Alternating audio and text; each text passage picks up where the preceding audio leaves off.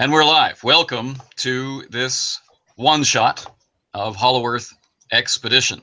Not run by me this time on this channel. This will be a first. We have our first guest GM featuring Jason, the Dark Age of roleplay game. And he is taking Hollow Earth Expedition out for a drive, a test drive for the first time. Yes. He's played with us here before. You can see that video on the channel.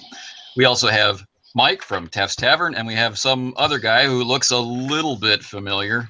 I think I've seen him somewhere. Maybe it was in France. I can't say. Ivan Mike, 1968. So you're not here to listen to me talk. I'm going to turn you over now to Jason. Take it away. Okay, so 1937.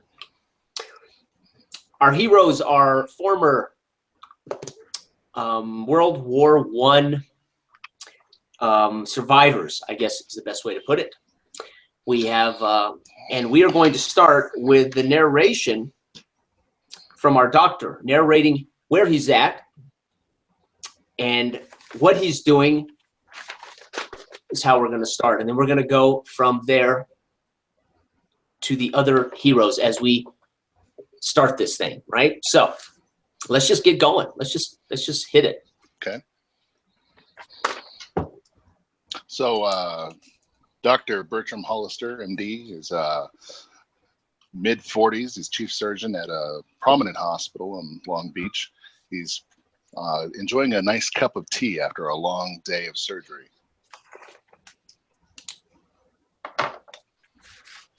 Okay. Your secretary buzzes you in your office and says that there is a Mr. Kehoe here to see you, doctor. Interesting. Don't believe I know a Mr. Kehoe. Let him in. Okay. And a few seconds later, your secretary / nurse opens the door, and in comes a small man, a petite man, dressed in fine clothes, dark wavy hair. He is tan, very tan, Caucasian. He limps in, favoring his left side as he comes in. And as he approaches the desk to speak to you, you notice he also has a left scar so deep in his left side of his head that his skull is slightly crushed at some point. Same side of his body that he favors when he limps in. Your medicine skill tells you immediately that this scar is probably a year old. It was clearly not doctored properly and was not sewn up when it occurred. He is not using a cane, and the limp he's clearly in the healing process here. It's not hindering his movement. He doesn't appear to be in pain. He carries in his right hand his handkerchief. His hair is coiffed, and he smells of cologne as if he wears it. The aroma beats him to your desk, beats him to your desk, so you can smell him, right? He also has very dark eyes, and he speaks very quietly. You can pick up some accent. You're not certain what it is. French, Portuguese. It's not very clear. So he probably didn't live in those areas for long, but he had some accent. So he is a kind of a pallid around his lips, blue, and you think maybe he's sick as well, right? Why else would he be here? And he approaches the desk. Oh, I'll stand, out of courtesy, and extend my right hand and say, Mr. Kehoe, welcome. He looks at you. Dr. Hollister, I presume. Indeed, good sir. Nice to meet you. I'm here on business. May I have a seat? Absolutely, and I've gestured to one of the seats in front of in my office. He turns and he dusts off the seat with his handkerchief, and he sits, and he coughs, wipes his face a little bit. Good dear. Dr. Hollister, I am here on behalf of my employer, Lord Charles Penworth. Do you know Lord Charles Penworth? Don't know that I've heard the name, unfortunately.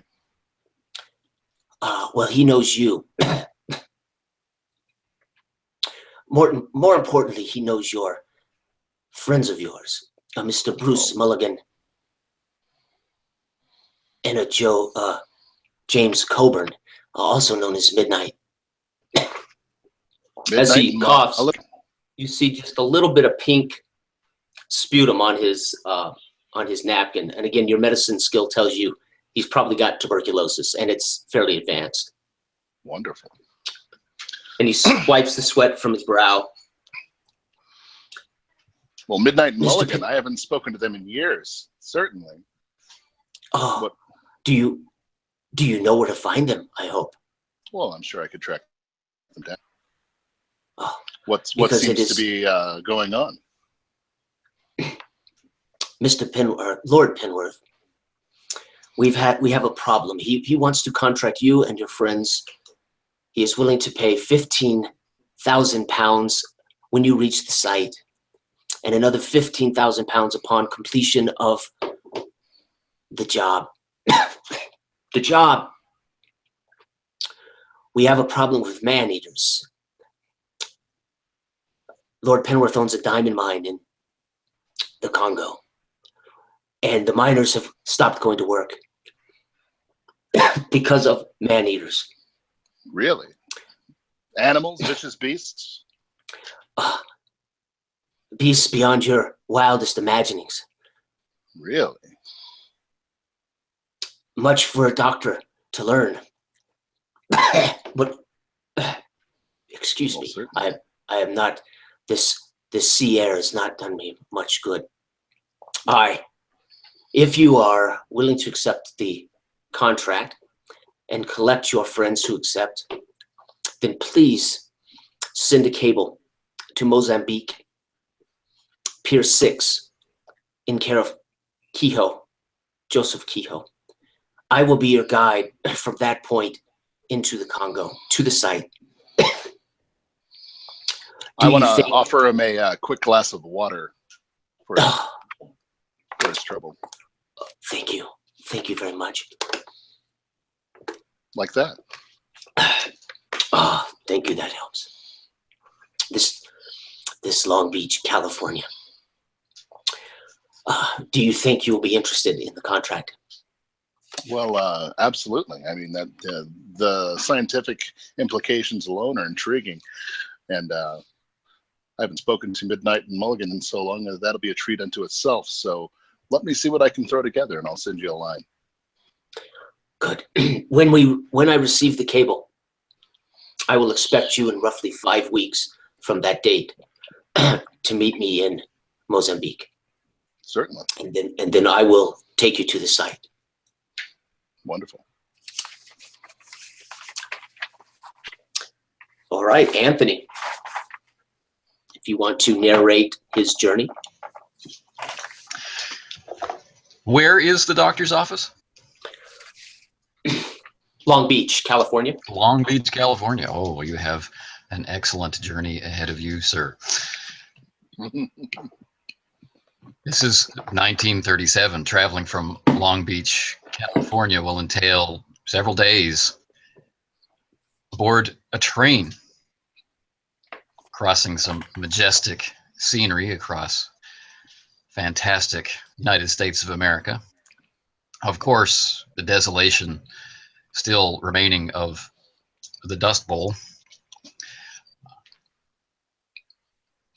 lends a kind of sinister cast to part of that journey, eventually bringing you to New York for departure by ship to Africa. Wonderful. The rumor has it that Midnight has been drifting around Africa, country to country, town to town, and currently is residing in Casablanca. He sent you a message about his health once, saying he'd gone there for the waters.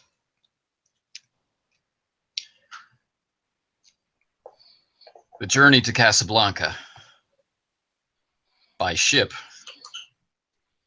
Well, how does Dr. Hollister feel about long ocean voyages across the Atlantic? He's truly excited. He hasn't been overseas since the war. Okay. A steamer steadily throbbing, the wooden deck plates beneath your feet, the constant pounding of engines day after day after day, the long plume trail of smoke behind the ship marks almost every day of the excursion, with some brief interruptions of shipboard illness caused by too much drinking, too much eating, or other unsavory behaviors. One day blends pretty much into the next. Eventually, you make landfall in Africa for a short train ride into Casablanca, a town that is heavily fortified as war is gripping this part of the continent. Oh dear. An official All right. with a heavy Spanish accent asks you for your papers. Oh, but certainly, sir. You are a doctor? Indeed, good sir. A surgeon. And why have you come to Casablanca? I'm simply traveling. I hope to meet up with some old friends. You are aware of the conditions in the country? Oh, I hear there's some sort of war going on. This does not concern you? Ah, war is nothing new to me. You know us Americans. Indeed. Behave, and we shall have no Absolutely. problems. Oh, but of course. That will be $10 for entry and $10 for special consideration. 10 for special. Make it 20 for special consideration, my good sir. You have a lovely day. You too, and if you have any troubles in Casablanca, please don't hesitate to call my office. Yeah, absolutely. And your name? My name is Ramon Cardona. Cardona. I hope to speak to you again, Ramon. Have a wonderful day. Do you have a place to stay in Casablanca? I'm sure we'll find something. There's bound to be something lean to, or maybe a couple of sticks we could lie against each other. We'll find somewhere to stay. You Americans, so droll. Well, yes, have a nice day. But if you would like a drink later, I suggest going to the Blue Parrot. Absolutely. Thank you.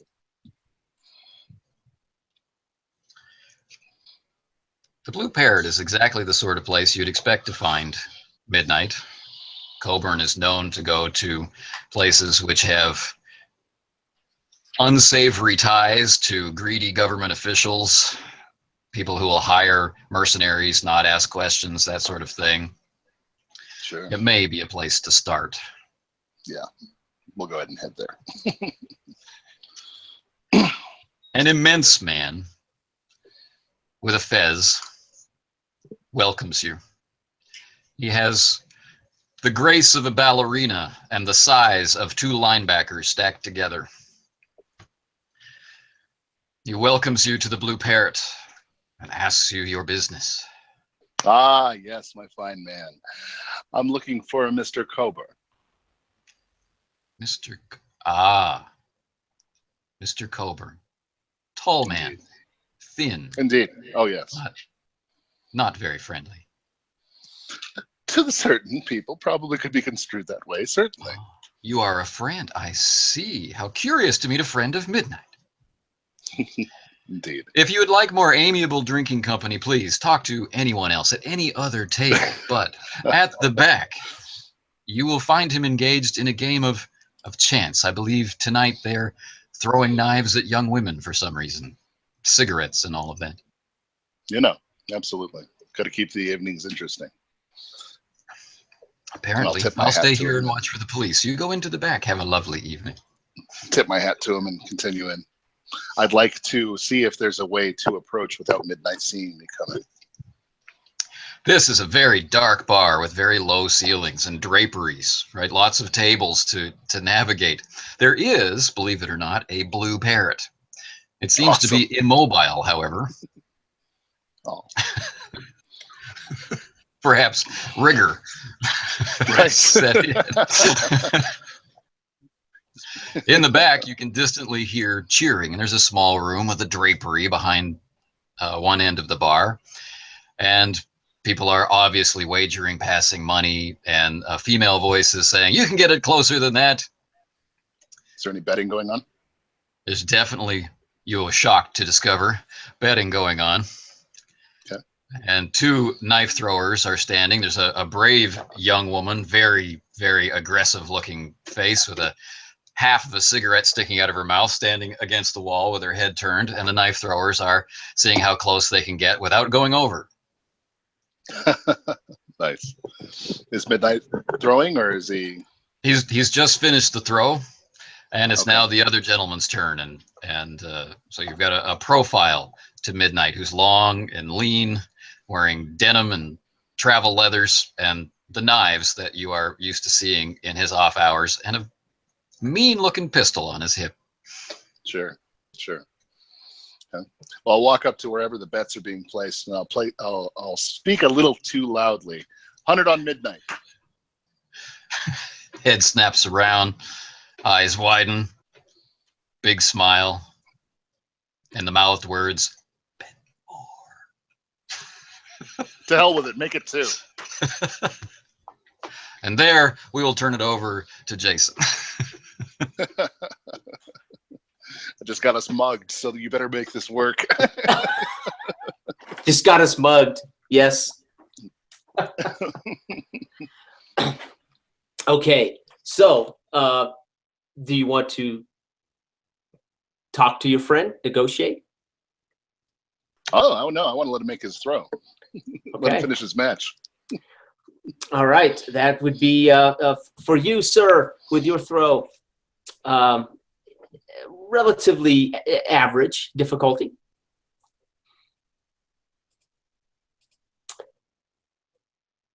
You're muted, I think, Anthony. Sorry. I'm shocked into silence, apparently. Throwing knives. I get to use 9 dice. Woo. And it matters to me how close I get, so I would really like to roll them. Okay. And average difficulty of 2. Okay.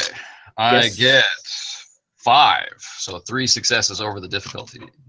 Okay. Fantastic. So, I've made a your- hard throw. yes, absolutely. So you have nailed this throw. Everybody erupts, with excitement as you nail this throw around you. Money continues to exchange hands, and this gentleman steps forward to make his throw. Right.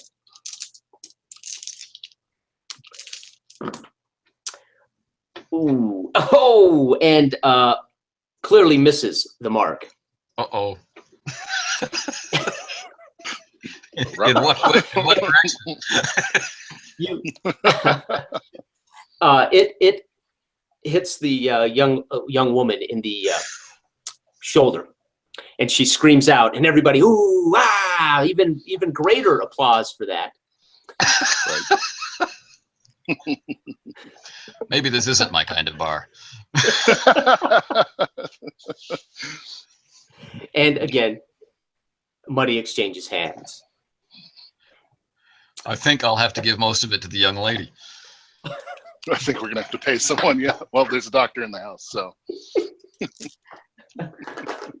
She readily takes whatever you hand her, whatever money you have handed her. She greedily takes.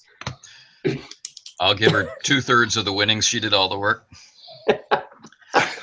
I'd like to. I'll wave at Midnight, pick up my doctor's bag, point at it, and shrug. Please do. So I'm afraid I don't know the young lady's name, but Sure. I'll step forward and offer my And services. she's never volunteered that information. And if she I will did, step it was up to probably not her real name. I will step up to the other knife thrower and imply that he leave the knives here. He's not really safe with those. No. He kind of staggers a little bit, hiccups, and you realize he's clearly inebriated at this point, and probably wasn't wasn't as difficult a challenge as you thought it would be.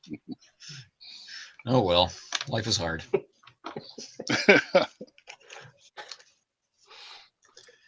What brings you to such a fine establishment as this? I have to admit, I'm surprised to see you.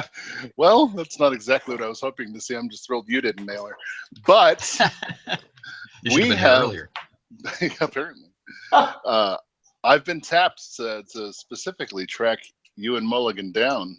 Apparently, there's a very fine gentleman with a diamond mine that needs our specific talents to reopen said mine due to some man-eating beasts in the area. Well, The money's right. one thing I like about you is that you always have easy and interesting things for us to try. Yeah, absolutely. Anytime, we'll have it done in a day. No big deal.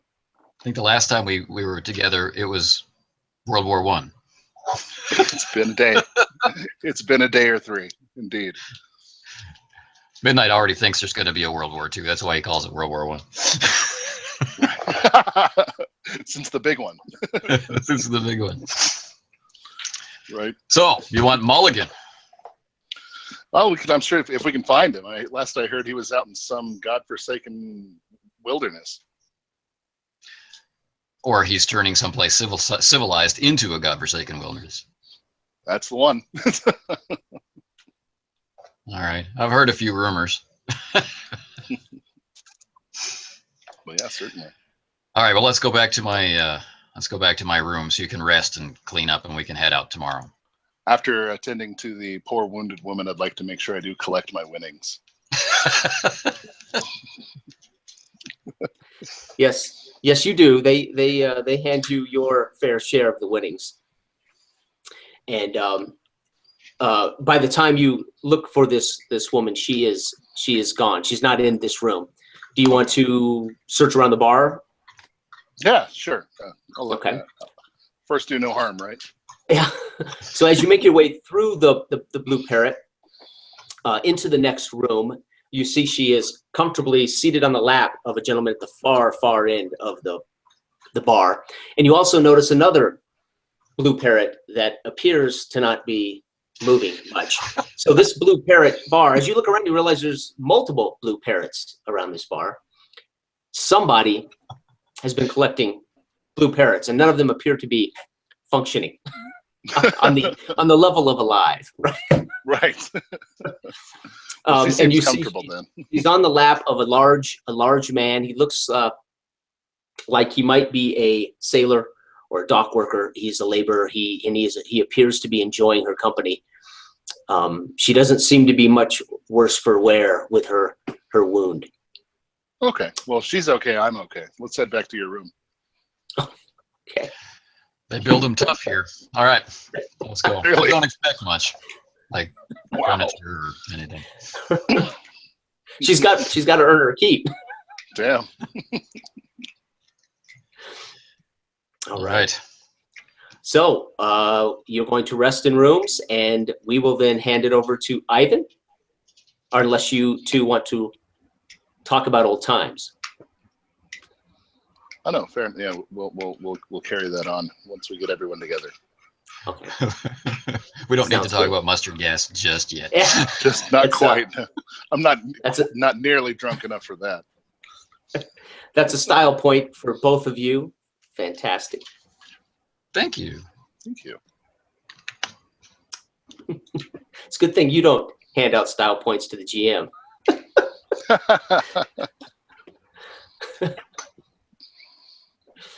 All right, Ivan. All right, on.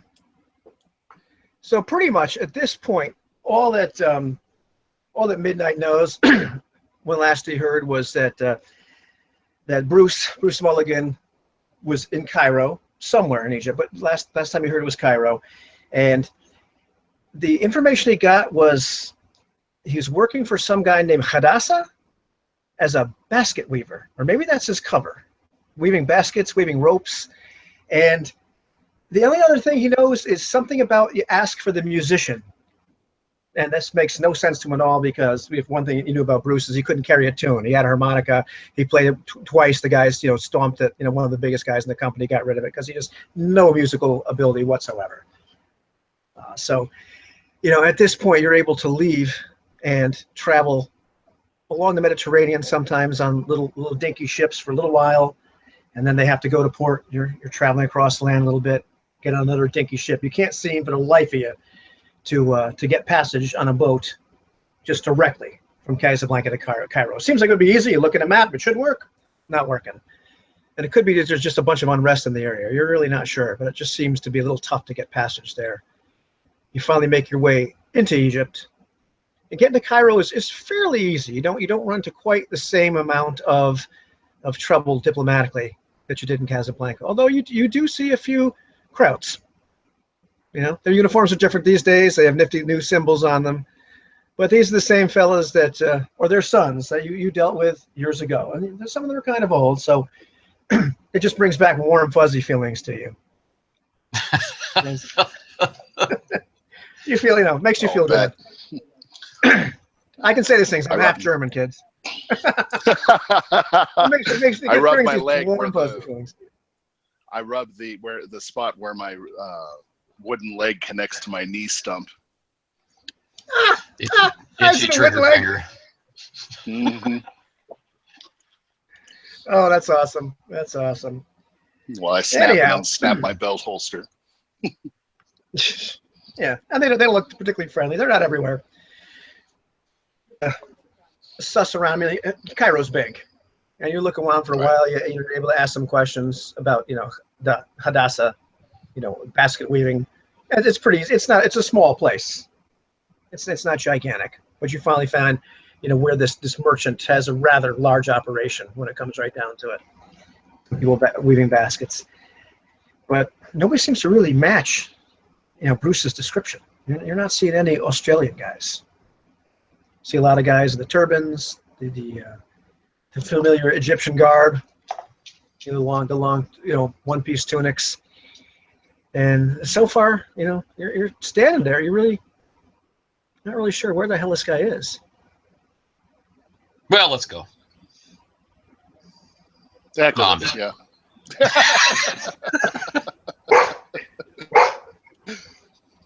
So yeah, we're gonna have to just grab someone until we start name dropping Hadassah until it either goes horribly or wonderfully for us. Sounds like a good idea. I can guess. There are plenty of fellas out there weaving the big giant baskets that you saw on the Raiders of the Lost Ark. You can hide a girl in. Sure. So yeah, midnight. Well, I've grown used to over the years since there were more of you. To digging around looking for people. I'm no stranger to manhunts and investigations, so let's make it methodical. We have certain clues, so we're in the basket weaving quarter. Fair enough. So it's time to start going door to door and listening, basket weaver, and smelling for certain signs. And that's what I'll begin to do. Dusting off my my language skills and being able to communicate with the locals, and trying to adhere to their local customs of greeting at the very least, and alternating between descriptions of Bruce as I remember him looking and talking about the specific basket weaver and the musician. This does not take as long as you would think. Once you go through a couple people, some guys just won't give you the time of day, but you find an older man and he's sitting there just pleasantly weaving his basket, having a grand old time. And you start to describe this, and his eyes, peek up a little bit, look up as you're describing what Bruce might look like or might act like. That's more of a dead giveaway usually, because Bruce was an odd duck. He was an odd duck when he came into the military, and shell-shocked might not be the right word, because he was crazy. He's crazy when he got there, and he definitely just had a tick. Like, you knew this guy was never going to fit back into society. That was never going to happen, Ward didn't fix And when it. you're right. No. And you mentioned the musician, and the guy's eyes just perked. Oh, the musician. Yes. Come. And he leads you up into the building. Still part of the large Hadassah thing, you find out. And he is upstairs, but be careful. Be careful. You should knock and wait a while. Speak softly. He does not like to be disturbed. Well, some things never change. Sounds like him.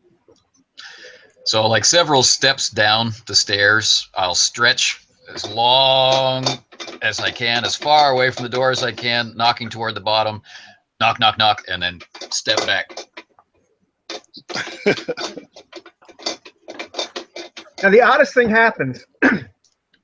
You hear a real faint, go away, but it's not coming from behind the door. You swear to God, there's a kind of like a landing up at the top, and there's several of these baskets, and you swear to God this came from one of the baskets on the left-hand side. Interesting. I knock in the basket.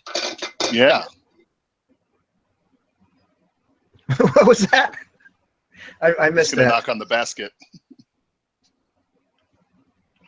Oh, okay. You knock on the basket. And slowly, almost imperceptibly, the lid kind of pops up, and you can see just a man's stick kind of poking up this man's head. First you see the turban, and then you see the eyes. I'll get right down, eye to eye. Bruce. Midnight? Yes. Midnight? Yes. Is that you? What are you doing here? Obviously, I've come to see you. Did they send you to kill me? I knew it, you son of a bitch. The lid slams down, and you hear the sound of a pistol being cocked. I'm gonna lean back against the wall and light a Lucky.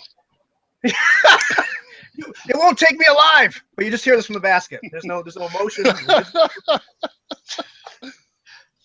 Bruce, I don't think you have enough money to be buried, right? No, not really. No, now. All right. Well, look, Hollister's with me. He's got a job. A He's going job. to pay a lot to clear out some stuff from a mine, save some fat cat's mine. It's going to be fantastic. And then you'll have enough money for someone to come and kill you. But until then, it's not going to happen. All right.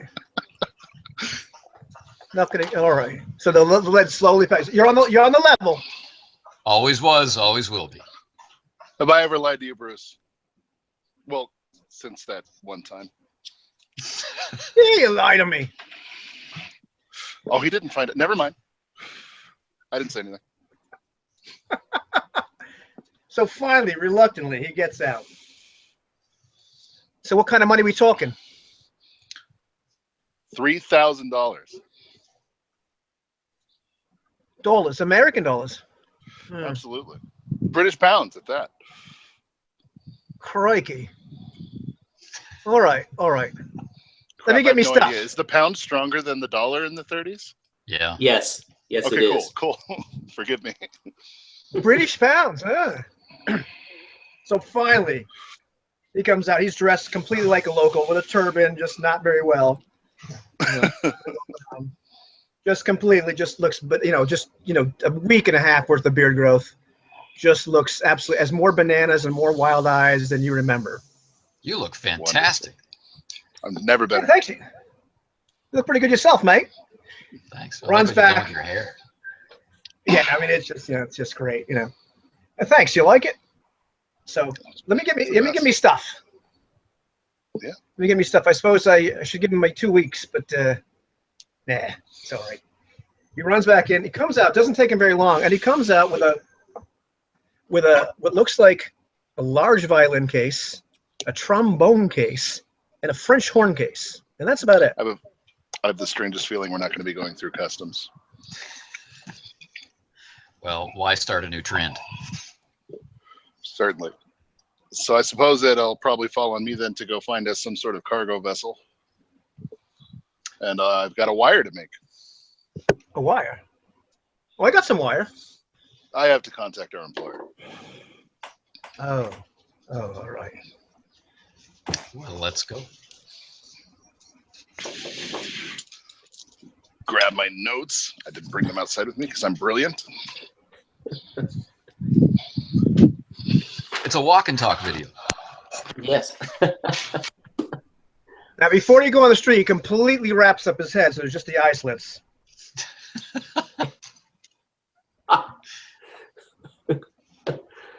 Are you telling me you're a wanted man there, Bruce? No, he's paranoid. Okay. That's his flaw.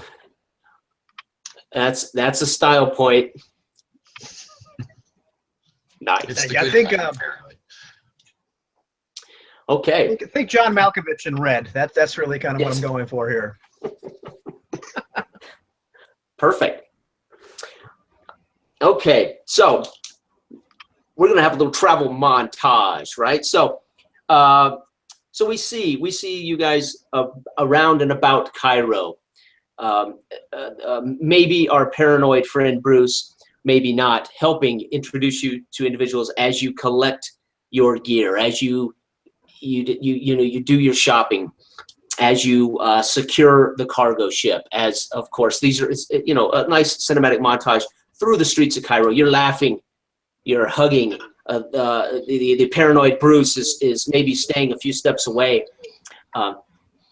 The doctor, we're in the telegraph offices. He cables the wire to Barrow, the port in Mozambique, and Pier 6 to Kehoe, and lets him know you are setting forth whatever time you want to. But he did tell you he's expecting you within 5 weeks of that telegraph. So you've got plenty of time to go from Cairo to Mozambique. So is there anything in particular you three would like to do while you're in Cairo? Anything, guys? One thing that concerns me is you mentioned man-eaters. So I think a pistol is not quite up to the job. Maybe we should look at some sort of hunting rifle like I had in the Army. That'll work. Something with a good scope. My treat. That can be found. Your friend Bruce will have to take you to those particular individuals. I thought he might know someone. I know a guy who. Everyone needs a guy. Now, right, I'm definitely able to point him in the right direction for that. okay. So what kind of rifle? Do you have that information, or do you need me to read information to you here? No, I'm good. Unless you want to Okay. put some restrictions on it. Nope. Whatever Okay. you Bruce knows everybody. Being paranoid, he probably knows everybody who knows everybody. Cannot guarantee the quality of and the condition of said equipment, but you can get what you need. Yes. As part of our montage, now we're a trio of happy gun buying mercenaries. This is beautiful. And now the guns. Right. And the music, I don't know quite what it sounds like, but I'm sure it's fantastic. There's haggling. There's beard tugging. There's all kinds of stuff. There's pointing. I know what you got in there. Oddly enough, the only thing that Bruce buys is he buys himself a 30-06 because he's very fond of those deer hunting rifles. But that's it. Everything else he just seems to carry his instrument cases with him all the time, but doesn't seem to be too interested in any other heavier firepower. Okay. It's not terrifying at all. No, it's just kind of you get the feeling, just like Sarah Connor, he may have been preparing, Right. just in case anything went down. Well, Midnight will go for Lee Enfield. And, Okay. Something familiar, nothing too showy. The buffalo gun, he'll look at that for a good long time, but it's way too expensive, too heavy, and we're not hunting buffalo. So Sure. well, All right. I'm never sure. I can thanks to that lucky throw of yours, I can afford something better. All right then. It All right then. I'll take the buffalo gun. Get the buffalo gun. Now, Hollister, are you buying anything other than a pistol? Doctor? I don't think I'm going to get much better than, let's grab a shoot. Oh, I got lost. There we go. A good 12 gauge, absolutely. Okay. And at least 100 rounds for each of us. Now, you all recognize the rounds were buffalo gun rounds, shotgun rounds, and of course, your 30-06 rounds. Okay. Is that right? Is that what you're saying? Yep. Okay. Do I need to open my cases for you? No, you're Do I need to show you the instruments? Not for me. not in public. That's your little secret there, Bruce. All right. Keep your paranoid secrets. 140, I've done me shopping already, mate. $160. Wow. You'll notice that Bruce has almost no possessions except for these 3 cases. So it's good for you to spend all his money on that. Must have what he needs. And a turban he keeps wiping the snot from his nose with, right?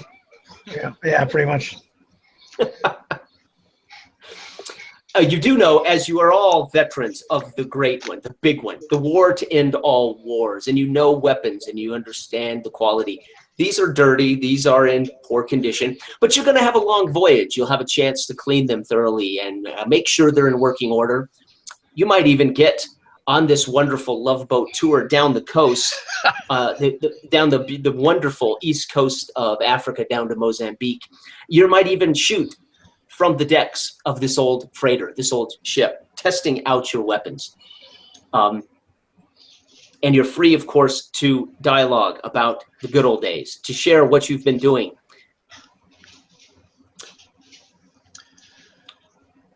Well, Midnight will never be one to shirk his duty of making sure his arms and armament are in good condition.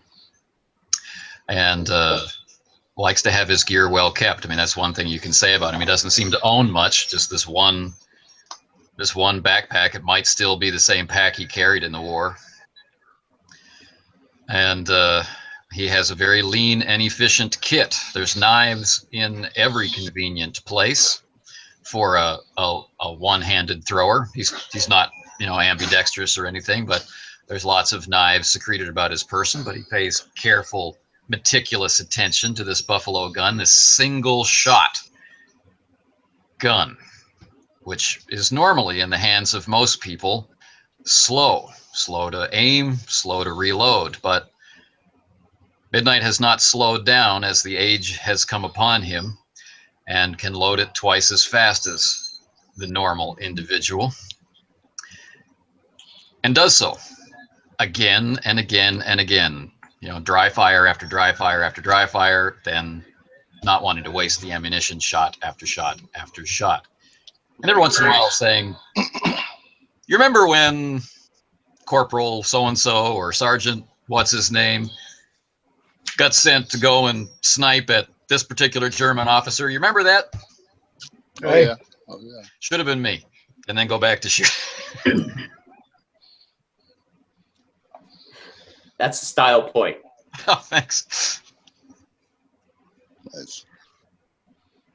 Doc Hollister is not too concerned about the quality of his firearms. Even in the war, he only fired but a round or two, so he might double check his PPK to make sure he did load it before he left. But other than that, the shotgun is feeling very ornamental over his left shoulder. Really? Style point. Take a style point there, Mike. And Bruce, every once in a while, he'll look at you. Maybe when you're not looking, really, just kind of look around, and then it'll go back to the cabin and close the door.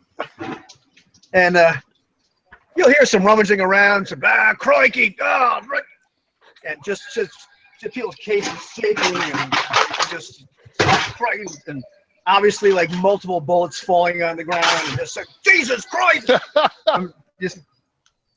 And after a while, you hear some clicks, and after a while, he'll come out as if nothing's happened.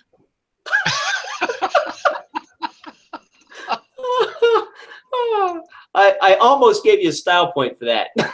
No, go ahead. Take a style point. That's brilliant. Just yeah, it's a nice boat. Right? So the journey, for the most part, is for the most part uneventful.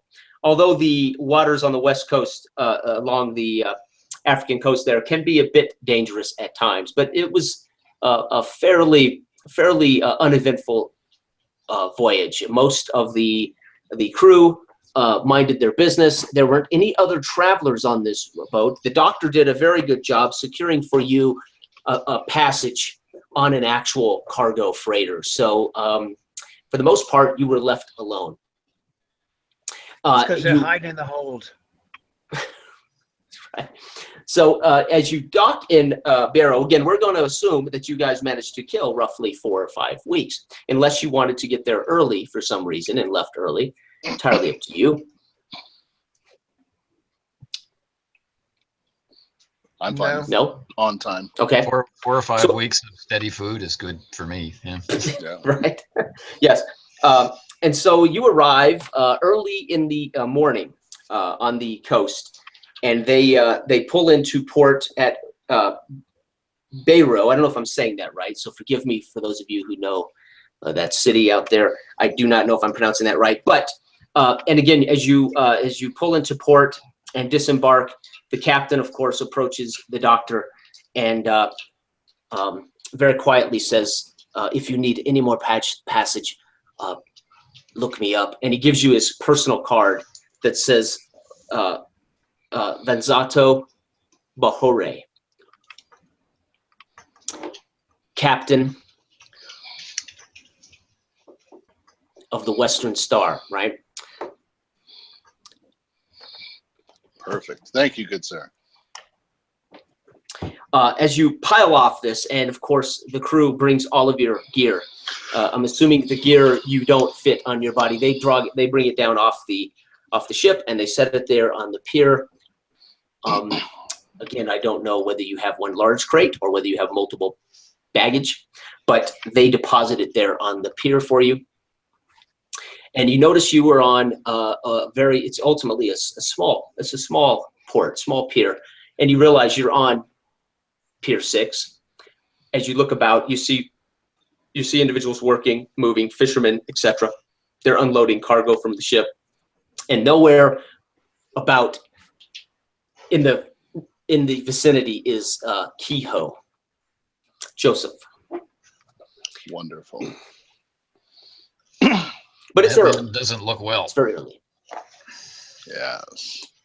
Well, the man was quite ill when he first met me. However, he stated to contact him here, that we'd meet him here. He does work for a Lord Penworth.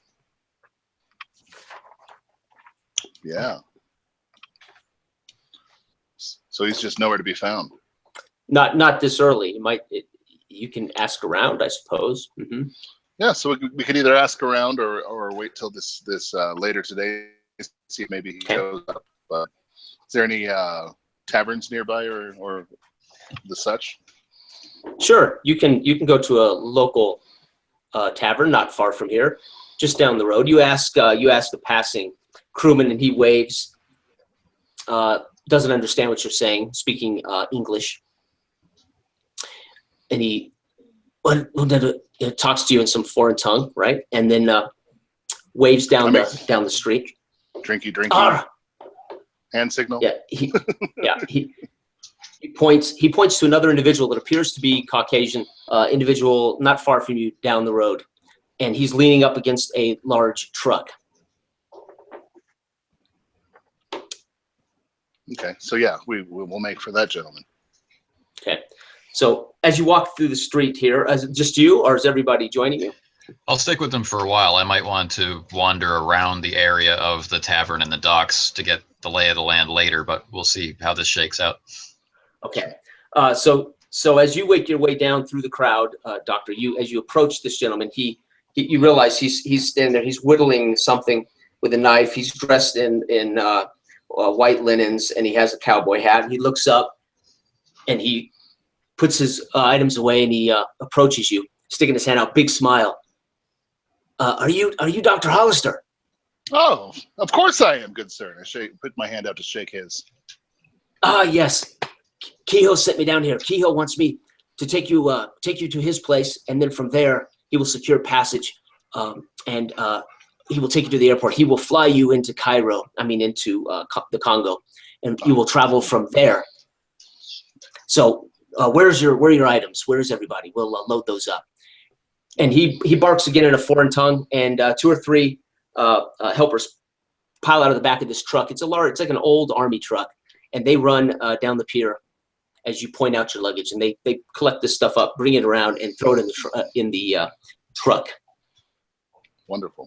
You don't see anything strange there, Midnight. Everything appears to be. It's just it's a fairly small port. It's very early in the morning, so there's not a whole lot going on at all, except for people actually working, fishermen, things like that, right? So not a whole lot of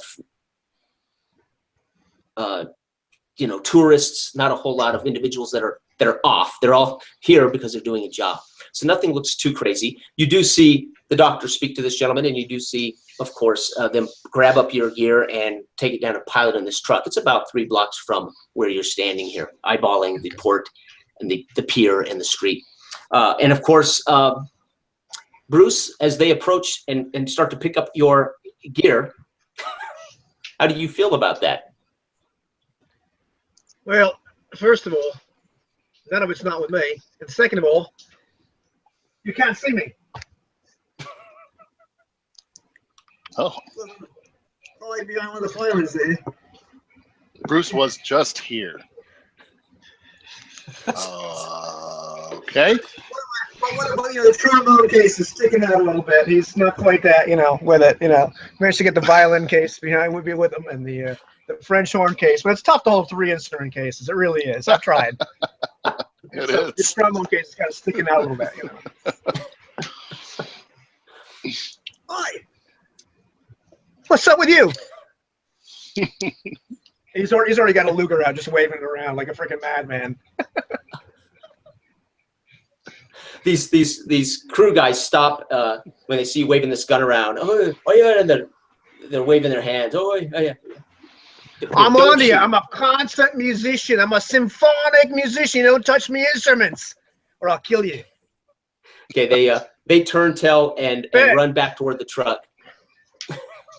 The gentleman that you were talking to, Doc, comes down the street, pointing at, hey, what's going on with this guy with the gun? Put that gun away there. Oh, you don't need that gun. We're supposed to be here to kill man-eaters. You need guns to kill man-eaters. You think you can use a knife? Yeah, not here. Not here.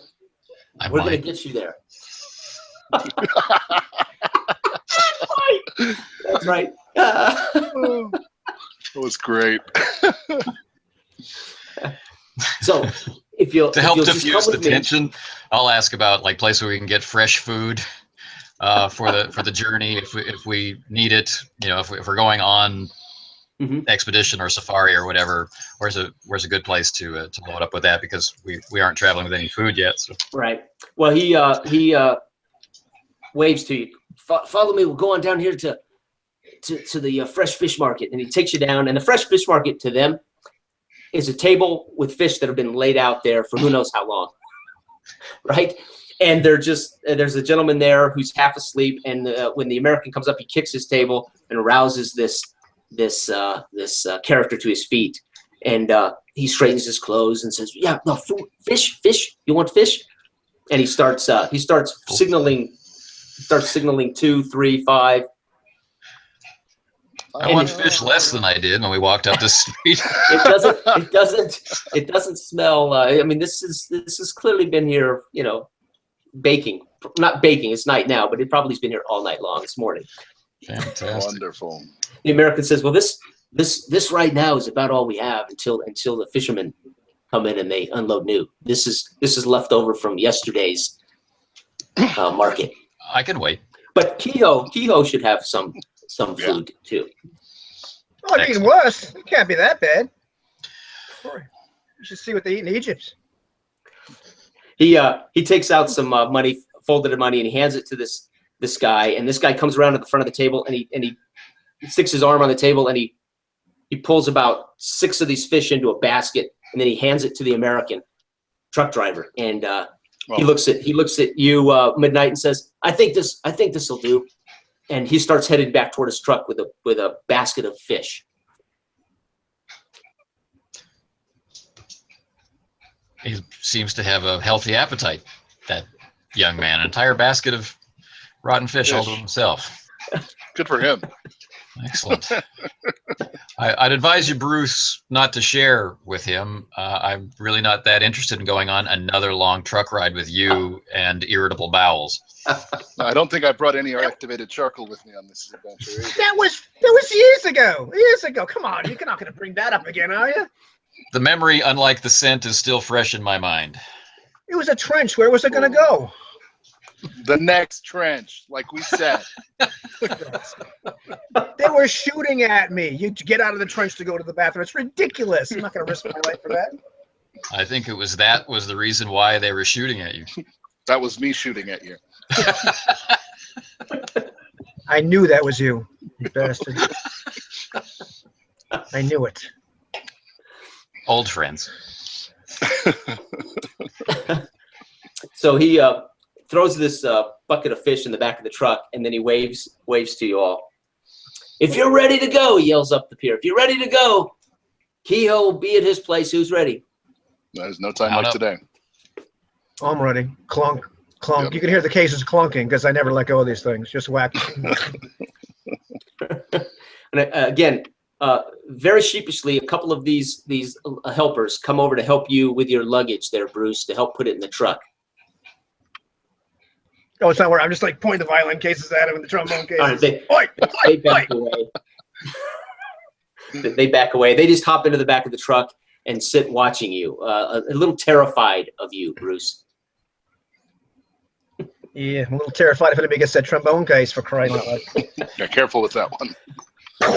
Boom, boom. You remember those, right? Oh dear. Yep. He wouldn't. I looked at Midnight. He wouldn't bring Bangalore's on a ship, right? Why not? You recall that Bruce had a thing for explosives back in the day.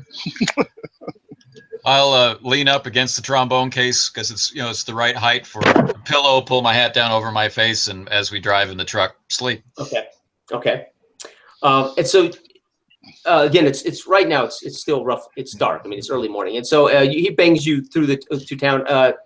For those of you who are sleeping, of course, it's a rough ride. It's rugged. This is muddy streets. This is not modern the modern world, right? This is banging and driving and passing through large puddles, and he drives you out to basically a small hut on stilts. Drives you out of town, out about 5 miles to what looks like an airfield. It's a green field that's been cleared of trees, and you see a little DC-2 there, and Kehoe standing on this. It's a little stilt house with a deck that goes around the entire thing. It's probably 600 square feet, and you see him standing out there. And as the truck's pulling up, he's waving from there and smiling. He's now dressed in more appropriate clothes, right? He's got dungarees and light white overcoat, and he has a safari hat. And you see him again. He moves very quickly, a lot more agile than you would expect of a man who has a limp, who favors his left leg.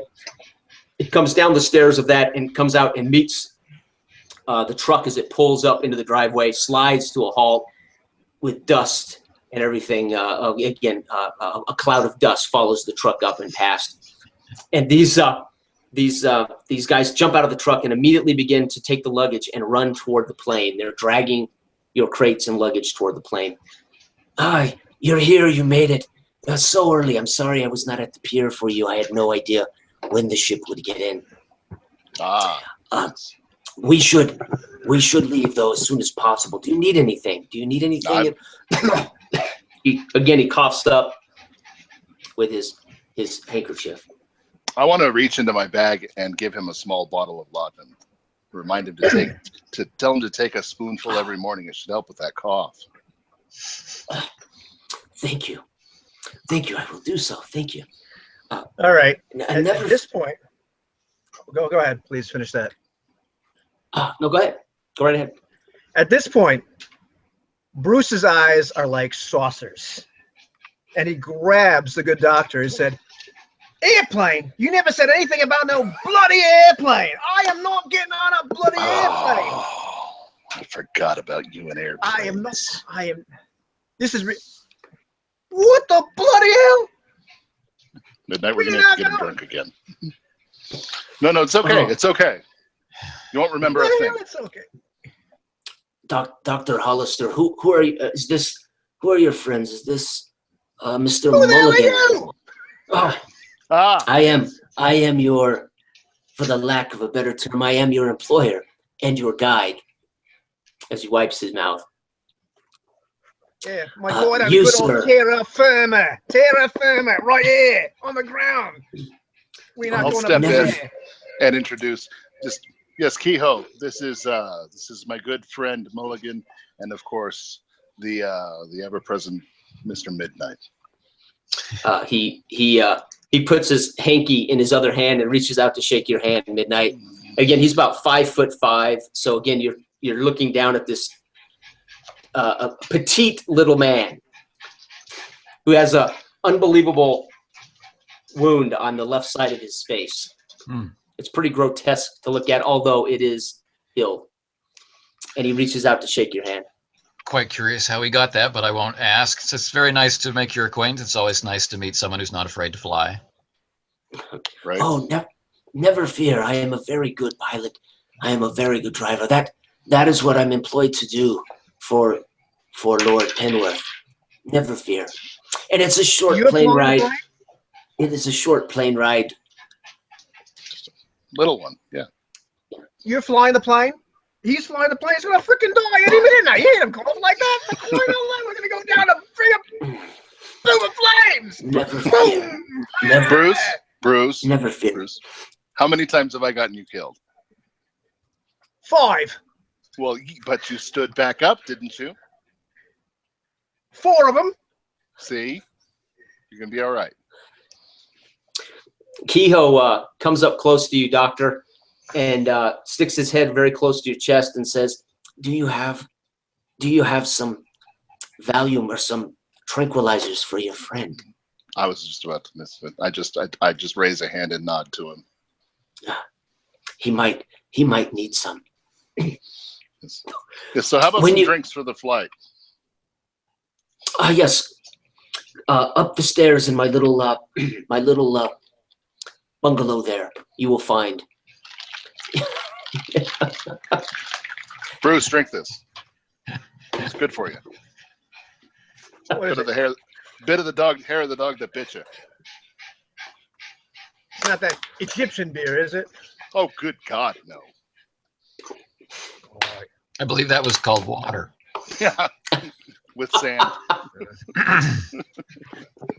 A fine aftertaste of sand. Yeah. No extra charge. And of course the lingering wonderful of dysentery, right? Just for a couple of weeks. Yeah. The gift. Tastes that like, keeps on giving. What doesn't kill you makes you stronger. Smell. Let's not Tastes get like into donkey smells. piss. I swear, Doc, this tastes like donkey piss. Keep drinking. It gets better. It gets better. It's in the bottom. How can you make that Mr. comparison? Mr. Mulligan, it does get better. You get used to the water. As he wipes his brow. Don't ask questions you don't want answers to. Any bloody plane. No, of course not. Yeah. You're right. We'll find another way. But you'll sing to me, won't you?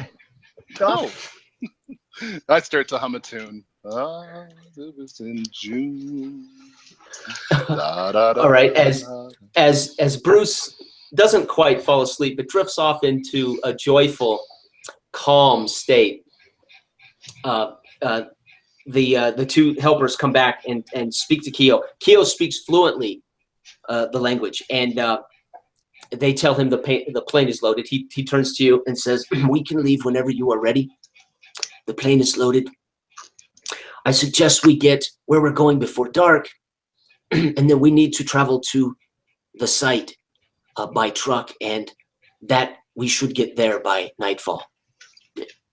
We cannot fly the plane to the site." Well, we better get on it because I only gave them enough to last about 6 hours.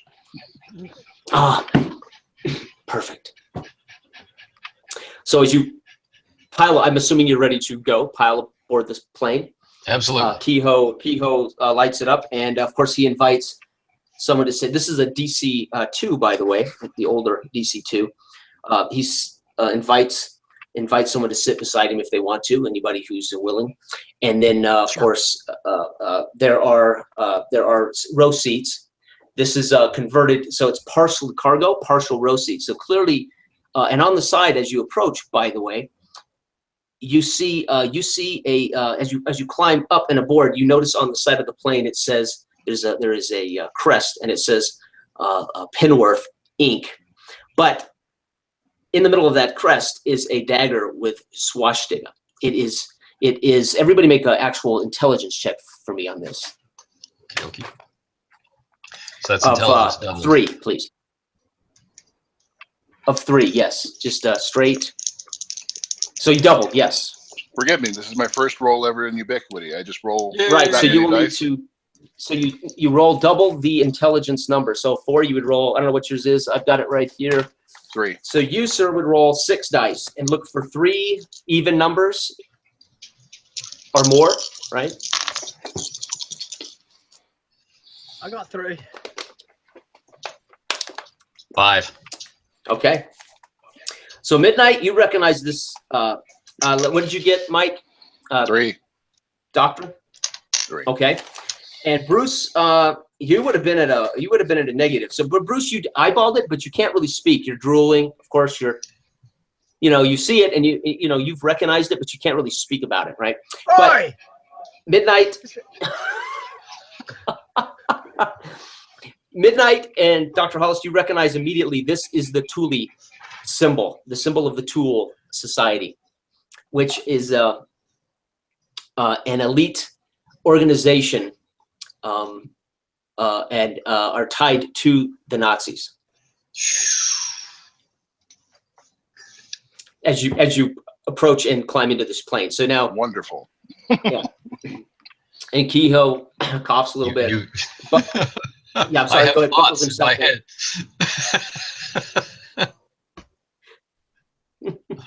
I give the doctor the look. I But raise I'm my otherwise eyebrows fine. and kind of nod to him. Great. Does someone want to sit beside Kehoe?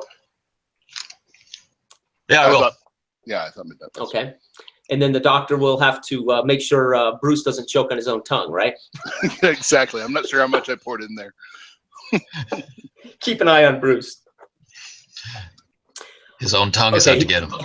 He got his wallet shoved in his mouth. I'm holding his wrist for pulse, Oh. checking about every 2 minutes because that was some strong stuff. Hey, Bert, check this out. It doesn't hurt. Isn't it great? I know, right? At all. Give me one of them knives. Midnight, don't give him a knife. put it Midnight, back. you watch. You see Kehoe as he goes through his checklist and he starts the plane up. And he lets it idle for a while as he lets the engines warm, and the plane is vibrating quite a bit. And you notice this plane is it's not quite as nice on the inside as you would think maybe a successful rich lord's plane of his business and a diamond mine owner might have. He begins to taxi and lift off. You fly for about an hour and a half.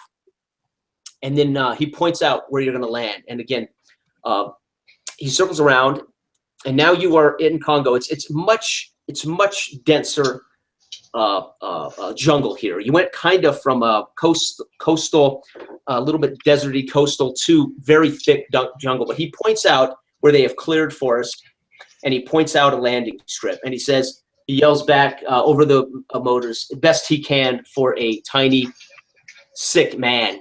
There's where we're going to land. There's where we're going to land. And what's he it circles look like? around again. Midnight, you. I'm sorry. What look like? The landing strip. The landing strip. What does it look like? It looks like they've cleared it and of just trees. So it's hard to tell from here at this height whether it is smooth or rock, but it's not one solid color. Let's put it that way. Fantastic. Okay. Hang on. And you did notice as you flew into the Congo that you passed some large lakes and some large tributaries, right, into the heart of the Congo. And he circles, and you've watched him. I'm assuming, Midnight, you would have watched him closely. He aside from having to white spittle and cough, he seems to be a very adroit. His hands, he's very good with his hands, very agile, very confident. Although he is somewhat effeminate, somewhat small, somewhat strange. He is definitely competent at what he's doing. Good. Okay. So he comes around, and as he brings the plane in, you begin to see as you come down that it has been cleared, and it has at some point probably been burned off, and now it's just grown in patches over the possibly over the years. It's just the runway's been grown over with some vegetation, but it looks like it's at some point was cleared, probably properly at some point.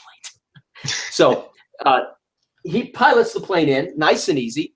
Unfortunately, it bounces pretty bad, and the tail bounces, and he rolls and stumbles. And again, you see he's sweating more as he works to control this plane, and he brings it in and taxis it to the far end. And as you approach, you see in the trees, you see a truck there, which appears to be in better condition than this plane.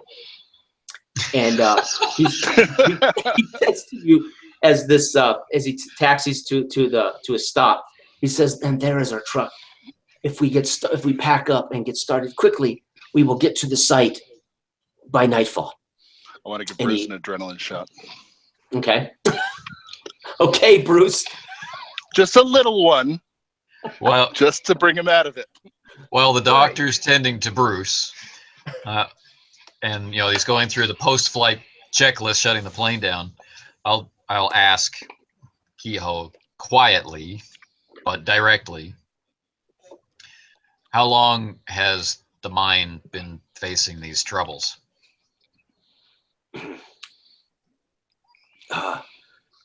Quite some time. Longer than we should have waited. So long, in fact, the miners have all abandoned. It started. Well, I'm not at liberty to tell you what has occurred to cause this, but I do promise you, this is game like you've never seen before. And he wipes his brow. And you can tell from your empathy and your observations that he's honest to a point, but he's clearly lying about something. Okay. That's he's not being usual totally among honest. my employers. Right? There's something he is withholding, but it's hard to tell from what he's told you that what he's told you is not a lie, but right. There's something bothering him. Okay. Sure. I can respect that for now. He tells you, unfortunately, we will have to load your gear into the truck. I have no helpers here. No, that's fine. That's normal. Yeah, and we're used to I'll set to work moving the equipment. And we don't have that much. He helps as best he can. And now, as you're out on the runway again, and you're lugging this cargo over to the truck, you realize this runway is really abandoned. This is a runway that probably hasn't been used since you've landed on it in quite some time. As you approach the truck, this truck does not have any symbols on it like the symbol on the plane. The Thule symbol is not on this truck anywhere. Okay. And it appears to be, though, a German truck, but no symbols on it. Hey, Bert. Interesting. Bert, Sir. how long was that? Where did all these trees come from? Oh, we took Have I been the out that long? you took a nap. We got you on the bus. No big deal. Now We didn't we're fly anywhere, though. God, You told me there's that going to be would've no been flying. terrible. Well, You then, didn't fly for 1 second. what the hell happened to the runway? Was I out for years? Is this some kind of freaking mind trick? Look at the runway. I mean, exactly. Check out this runway. Do you think we could have landed on this with that half-dead guy flying? No, not at all. It's freaking miracles. Where the hell are we? Yep. So, I just look at him completely and I say, you know where we are. We're in the jungle, baby. we're gonna die. Very likely. I've used half my medicine since we got to get us here. Just to keep Bruce under control. Right. Kehoe comes around the truck and peeks in as you finish loading the final piece of luggage and says, "Oh, we should get, because it is a long drive. If we come across any natives, tribesmen, please let me do all the talking, please." And he wipes his mouth. I have a good relationship with the locals. Maybe they like we will- music. And understand, we will have to abandon the truck about a mile from the site and hike in the rest of the way. So don't be alarmed when we get there. I rubbed my All right. stump again. Okay.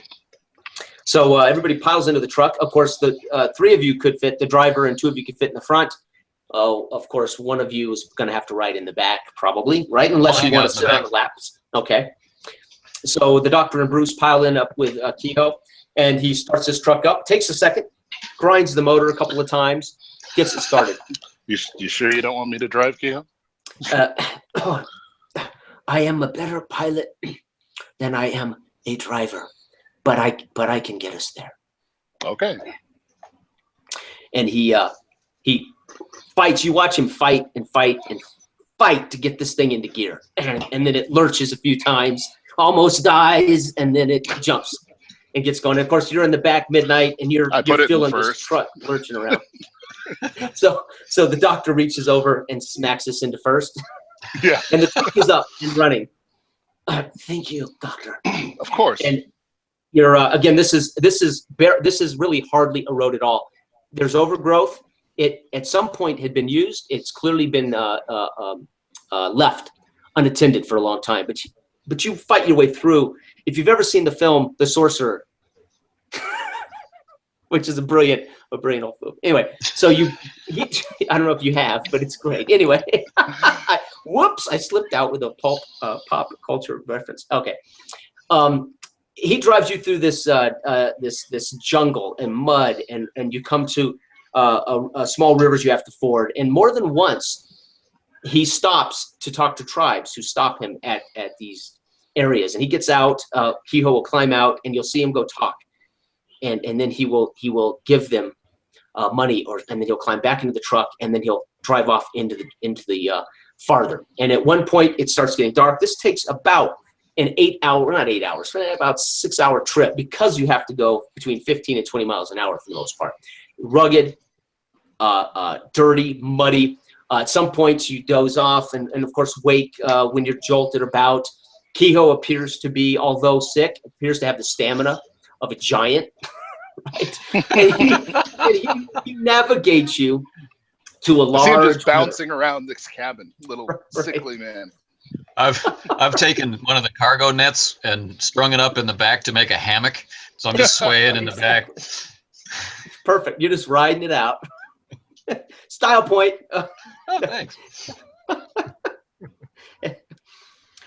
So as it gets dark, he pulls. You come to an old bridge, an old footbridge, and he pulls off to the side. Gentlemen, we walk from here, and he dabs his face and head. Thank God. And Kiss the ground. He climbs out. Again, it's very humid. You're hearing jungle noises now. It's rained sporadically throughout the day. It is very thick jungle, dense jungle. And again, it is now dark. And he gets out, and behind the seat, he pulls out a rifle, and he puts that on his shoulder, and he gets out a couple of flashlights, a couple of torches, and he hands one to you, Doctor, and bangs the flashlight a couple times and lights the flashlight up. He says, and Mr. Midnight, there is a lantern in the back of the truck as well. Got it. I'll light it up. And then he doesn't waste much time as he starts trotting off across this footbridge. And then he stops halfway through, and underneath this footbridge, it's about a 40-foot drop, and there's a river, slowly moving river under this footbridge. And he lets you know when he stops halfway through. And the footbridge is safe. I promise you. I very quickly do some math in my head about the size of this poor little man and the size of Bruce and Midnight. At least I'm lean. Right. Yeah. That's right. Tall and lean. In the meantime, like I'm trailing behind, and you notice I've opened my violin case and begun some kind of arcane assembly of something or other, and so when I turn around, you know, on the front of my jacket, there's a grenade strapped to each pack, and there's a fully assembled Thompson machine gun in my hands. Beautiful. You know, That's more like it. Sweet. Yeah. Okay.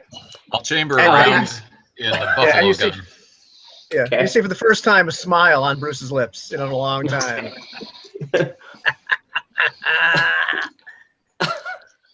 That's a style point, Bruce. Nice. I thought that guy looked familiar. I hope you guys are collecting a few of these things. You got 4.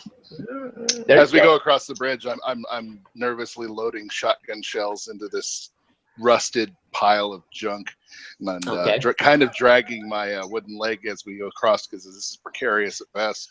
I'm sure I probably slip once or twice and have to grab it, drop a couple shells down into whatever precipice is below us. Perfect. That's a style point. It's great. Right on. Thank you. Anytime you're lame, that's perfect. It cost you 2 shells, but you got a style point. Very cool. I like that. That's ubiquity, ladies and gentlemen. Beautiful. All right. Okay. After about 7 minutes trudging through this jungle, Kehoe stops and he turns to face you. And he uses his eyes to kind of nod up over his head. And as you all train your eyes up over his head, you see a glow above the trees and through the trees. Very bright, bright light. And that is the site. We're only about 6 minutes out. And I feel now I must tell you some things. And he wipes his head.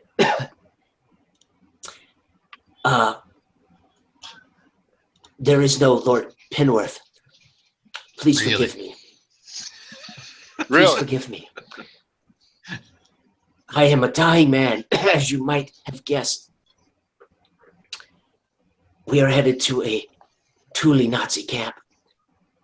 I used to work for these men as a pilot of a machine that drills through the earth.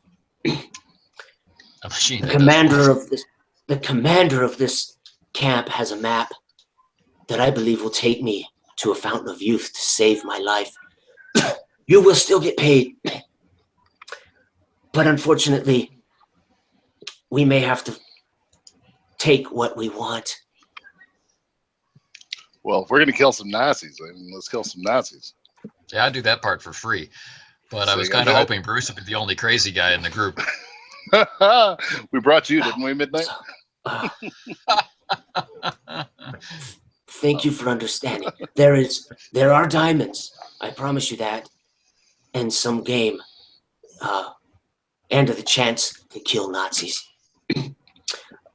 He then turns around, kind of stands a little straighter. He pulls his rifle down, bolts it, and then swings it back over his shoulder, makes sure that it's loaded, bolted, ready to go, and then he heads off. It takes about another 6 minutes. I'm sorry, go ahead. I'm sorry. You're going to go with us into combat? How do we know we're going to get paid if you die out here? Fair point. Yes. Well, I will go with you to the camp, and then I will explain to you what I need, and we need the digger to go where we need to go. So I'm not planning on fighting, but I will do what I have to do. I'm a dying man anyway. Stand behind Bruce. Yeah. Okay. So he leads you until now. You can clearly this, and you can hear it now as you get closer. You're within about 100 yards. You can hear rumbling, and as you get closer, you realize there are generators powering large lamps. And as you approach the edge of the camp and kneel down in the trees, you can now see this camp, this site. To the left is a large 20 by 10 tent. It's up on stilts. It looks like a military. It's got a wooden frame.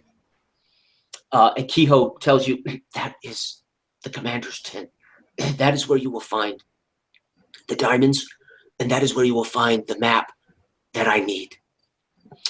As he points around the camp, again, there's about 4 of these huge lamps that light this whole camp up.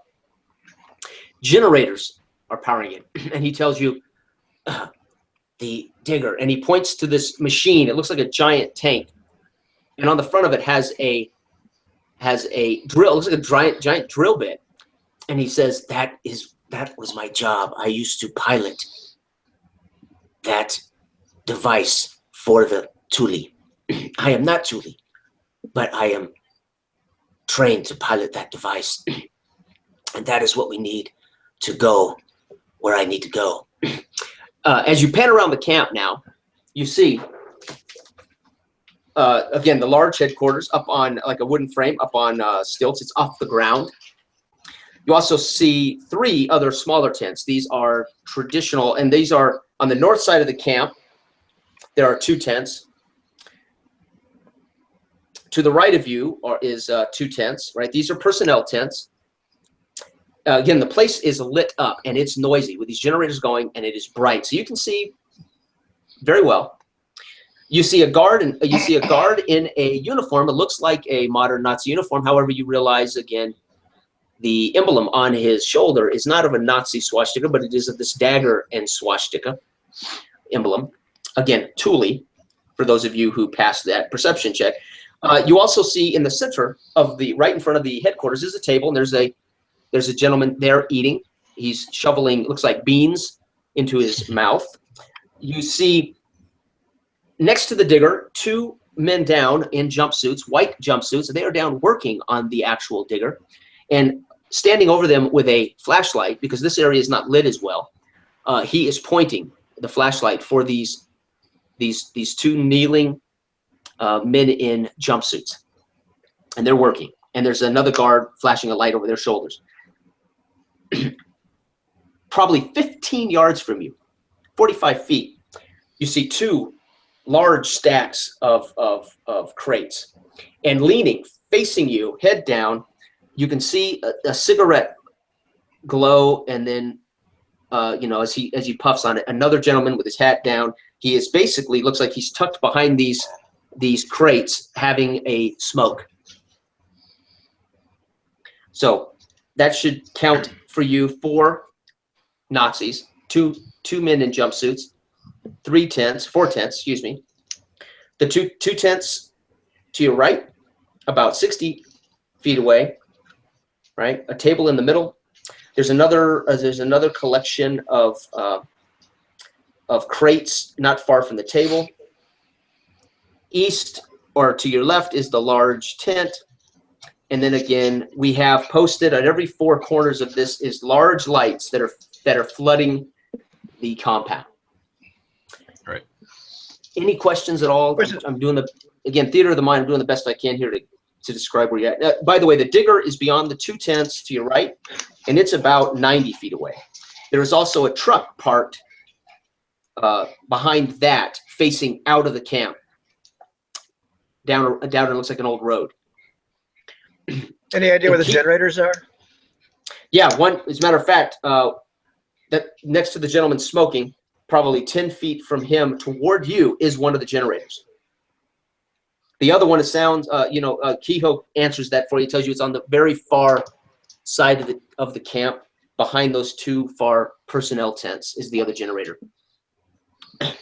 And he warns, there's one final piece that and he kind of shivers as he tells you, and there's the Turk.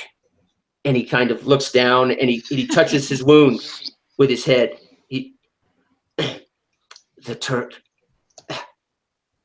Turk is why I retired from my job. And he coughs and wipes his brow as he kind of strokes his wound. Is that an axe wound? The Turk is a giant. He is a big man and he carries a saber. This is a saber wound. Sounds like a powerful man. Yes. The biggest human being I've ever seen. And possibly the biggest human being you've ever seen. Well, Well then. I'll settle my bandolier around my hips, make sure the throwing axes hanging from it are in the right place, adjust the knives behind my back, on my bracer, my boots, make sure they can get where they need to be, untie the hammer string on my peacemaker and crack my knuckles and say, yeah, whatever. So clearly we have to knock out these generators. I think we need a diversion. So start opening the French horn case and taking out dynamite. That'll do it. All right then. Sir, Bruce, Mr. Mulligan, please be careful not to damage the digger. Please. Or the tent where the treasure map and the diamonds are at. The tent, by the way, the headquarters tent is lit up with something inside, like a lantern. Something is lighting the tent from the inside. I mean, it's not dark as if somebody's sleeping. It's lit. I lean in close to my employer, and I kind of grab his shirt just a little bit gently and say, "Look, if it's contagious, I'll shove one of these up your bum." So A little bit. We're all dying right now. Yeah, my intention, my thought is to try to see if I can, sneak over to this generator and plant some dynamite. Okay. Like, how well lit is it at this point? Well, the generator's in the dark. It's behind the lamps, so it's in the dark. And again, there is a Nazi leaning up against a stack of storage stuff. It looks like here, facing right at you guys. He's just not looking at you. He's got his head down. So, and he's only about 15 feet from the generator. Just remind you. All right. Well, that's my plan, is to put about 6 sticks of dynamite there. Sneak over there, put 6 sticks of dynamite there, light it, and then sneak like hell back. But I want to create a diversion and knock out some lights. You're gonna knock out a lot more than lights.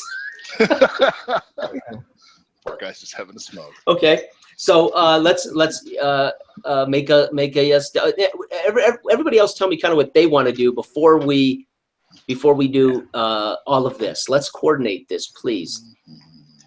So you're going to try to sneak over to the generator. Now again, you guys are in a tree, so they've cleared this camp. So once you break trees, you're in a clearing like a dirt camp, right? Okay, just so you know, you're kneeling in the trees. Again, you're only about 25, 30 feet from this, Bruce, this generator. rattling away. Other than Bruce, I don't think the rest of us have the skill set or the training to do stealthy close quarters fighting. I think, right. We're more stand up, long range fighters. Okay. I'm fairly stealthy. I don't have any melee though. If we take out the guard next to the generator, that's going to get everybody coming. But so is blowing the generator up. The generator's very loud. It could conceivably. There's 2 generators. It's very loud. It could conceivably mask any gunshot. Good old-fashioned diesel generator. Because I could try my best to take him out with a few knives, no gunshot, and then we could sneak up to blow the generator. No guarantees. That would be no fun if there was a guarantee. Right? Take all the joy right out of it. Now, did I misunderstand though? But there are 2 generators, right? There are 2 generators. There are 2, but one of them is on the way on the other side of the camp. Kehoe told you where it was at, but there is no way you can see it or hit it from here. Okay. Right? Okay. Yeah, I mean, there's tents, there's storage, there's these stacks of storage, there's a table, there's a Nazi eating at the table, so there's no way to see that generator from here. Okay. Okay, so we're thinking about throwing knives. We're thinking about blowing up generators. And what about you, Doc? If they're going to pull that off, that's going to create a quote-unquote diversion. The way I've got it painted in my head from what you told me, then I'm going to try to sneak past these tents into the main tent. Okay. And that wooden foot is quieter than fleshy feet. Right. Right. With a shoe on, it's not too horrible. Awesome. Okay, so just so you know, between you and the southmost closest side of this tent is one of these large lamps that's lit up. That's lighting this whole side of the camp. Okay. Oh no, I'm just saying it's between you and there, so you can certainly. So you're in the dark, of course, right here, and then you're going to be about another 15 feet from the back from that side of that tent. Okay. Okay. So just so it's kind of hard to explain, but these 4 lamps are lighting down into this entire compound. However, the back side of this headquarters tent is in the dark. Oh. All right. So they're not lighting up the back side of this large tent, right? Just so a better description here of what that looks like. Okay. Yeah. Well, and they've got a very fair point. Yeah, I wouldn't be as nimble as I once was. And if I do sneak into something that's in my face, I don't have the ability to fend it off. So I think I'm going to assist as best I can by staying back here for now. Okay. Okay. Okay. So our plan is in position behind the tent. Right. When the lights go out, then it's less time. Fair point. Yeah. Okay.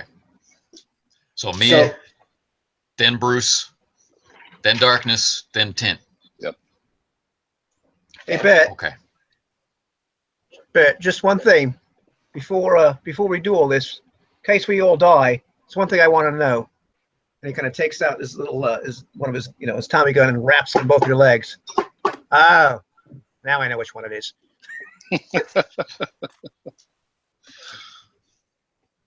Okay. I'll take a throwing axe in each hand, one to throw and one to pass, to tomahawk size. Okay. Okay. And range-wise, we're looking at what 30? What did I say? 35 feet. Okay. Yeah. So that's short range, right, for throwing, or? Yep. Okay. So I don't think you get bonuses for that. Excuse me for asking, but again, I don't know all the mods. No, that would be normal, right? Just normal. Yeah. Just normal, No right? penalty. Okay. Okay. And so go right ahead. Make your attack roll. All right. I'm going to take one of my style points and spend it to give myself a 12 die pool.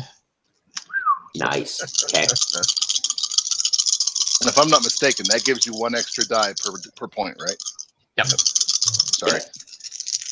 So yeah, normally I have 11. Spend a style point for 12. Because it makes me feel better to have 12.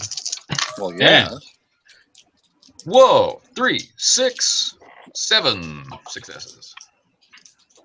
I beat the average, baby.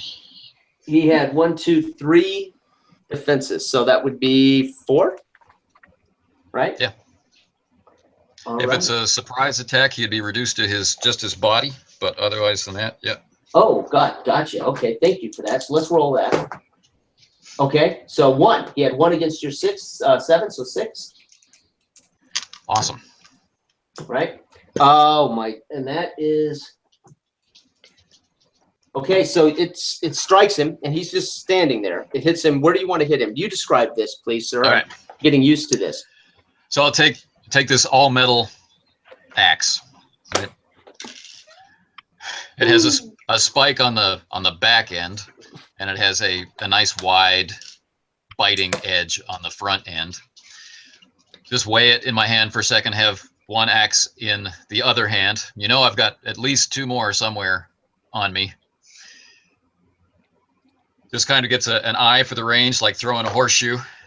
Turns around, looks at the doctor, winks, hurls the first axe right for center mass. Okay. No, you're not naming it. Not going to kiss it or name it anything. No.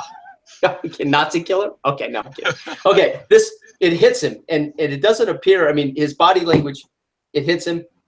You see the cigarette's no longer pulsing, and there's no more smoke. He's just standing there. I'll wait 1 or 2 heartbeats. He slides to the ground, feet splay, topples over. Hat falls off, cigarette falls into his lap. And Awesome. your focus is so good, make an easy perception check for me, sir. Alrighty. Actually, you could take the average, couldn't you? I'll take the average, yeah. So as he slides down and he hits the floor or ground, you see on the storage unit he was leaning against, it is in German gasoline, right? Nice. Okay. Okay. So his body was obscuring this bit of information on this pile of things he was leaning against While he's smoking. while he's smoking. Yes. Genius Nazi. All right, so I lean over to Bruce and say, "Bring me the axe back." All right, mate. Take the axe. My eyes go big as dinner plates. Bruce, you can take average here because again, you're in the dark. There's a lot of noise, and there is now nobody facing you. You could take average to get to the generator. My average is 3. Right, yeah. So, all right. So you get to the generator, but I'm sorry, I just want to describe this real quick. As you get to the generator, you do see that the Nazi that was eating at the table stands up, and he's walking toward the other guard at the headquarters steps up into the headquarters. He's up and moving with his plate in hand toward the other guard. You just see this out of the corner of your eye that somebody moved, right? All right. I'm sorry. Now please go. That's all right. And he was going towards the main tent, or was he going towards the 2 tents? He's going toward the headquarters tent, Oh, the big tent. Right. To the other guard that's standing there. Yeah. All right. It's a shame. So I kind of look over at midnight, promise to get his axe back. And he's probably sleeping. Probably just sleeping anyway. So I'm crawling like ridiculously stealthily, in the dark, looking everywhere.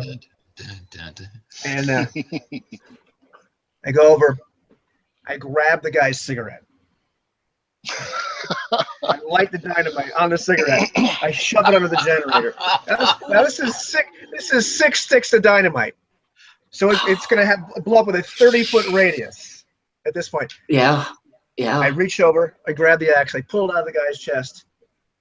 I take a puff on the cigarette, approvingly, and then I take the cigarette and the axe and kind of lean back. But I'm going as fast as I possibly can, but not standing up. Just on the ground, like that. But I'm also motioning to the other guys, like, get away, get away, get away. You know what they say when Bruce runs. The smart run faster. Midnight, make an intelligence check for me of tough. Well, actually, again, you might be able to take it. No, You have to make the check. Okay. Tough I can do on the average, but Okay. here we go. Hang on. 6, 7, 8. Okay.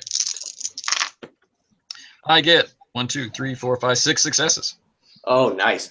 You very quickly in your astute warrior mind, you do the math.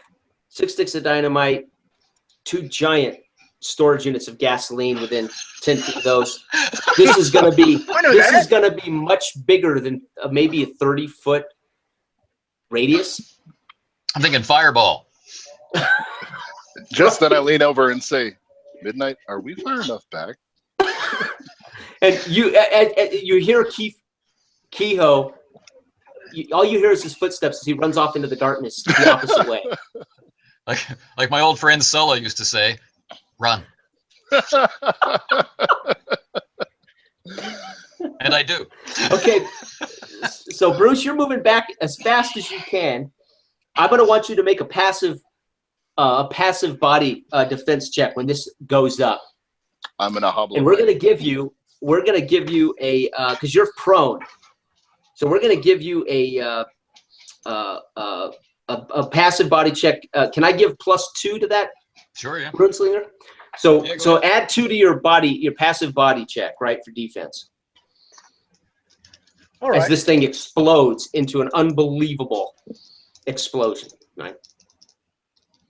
All right. As it shoots out gasoline fireball over your head. 1. But Nice. 1 out of 4. 1. Holy cow. All right, so we're looking at 4 lethal. So you're going to take 3 lethal, is that right? Yep.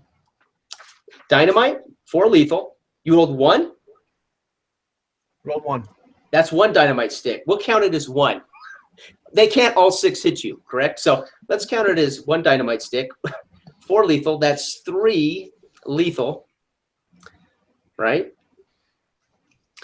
And this unbelievable explode, as you guys are running off into the trees, you hear this. I mean, this ear, it's so loud and so epic. You can see it out of the corner of your eyes, this flame ball.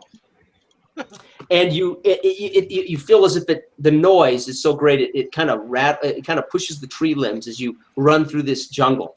And where are we at here, Bruce? Health of 2? No. Is that right? Oh, I'm sorry. No, it's 4. But that. It's 4. Okay. I must have wrote that down wrong. Okay, so unfortunately you've taken 3 lethal. And that was not higher than your stun. Well, let's see here. Yes, it was. So you are stunned for a turn, right? Is that correct? Am I doing that correctly? That's right. Beautiful. Well, it depends. All Depends on whether I spend these 4 style points or not. Oh. There you go. There you go. Fantastic. That's beautiful. Well, let me tell you, as this thing blows up, Yes, sir. and it manages to lift me off the ground, and it with rolling and catapulting and acrobatic stuff. I managed to fly, and I get hurt, but not as hurt as you might think a man might get as he's being thrown through the air like a rag doll from an explosion he created. Smoking. And I managed to not only be flung up in the air, but actually start running as I come down. Nice. That's beautiful. Somehow escaping it. And as perhaps my friends can hear this and perhaps they can't, but all I can hear, they can see his mouth going, "Did you see that?"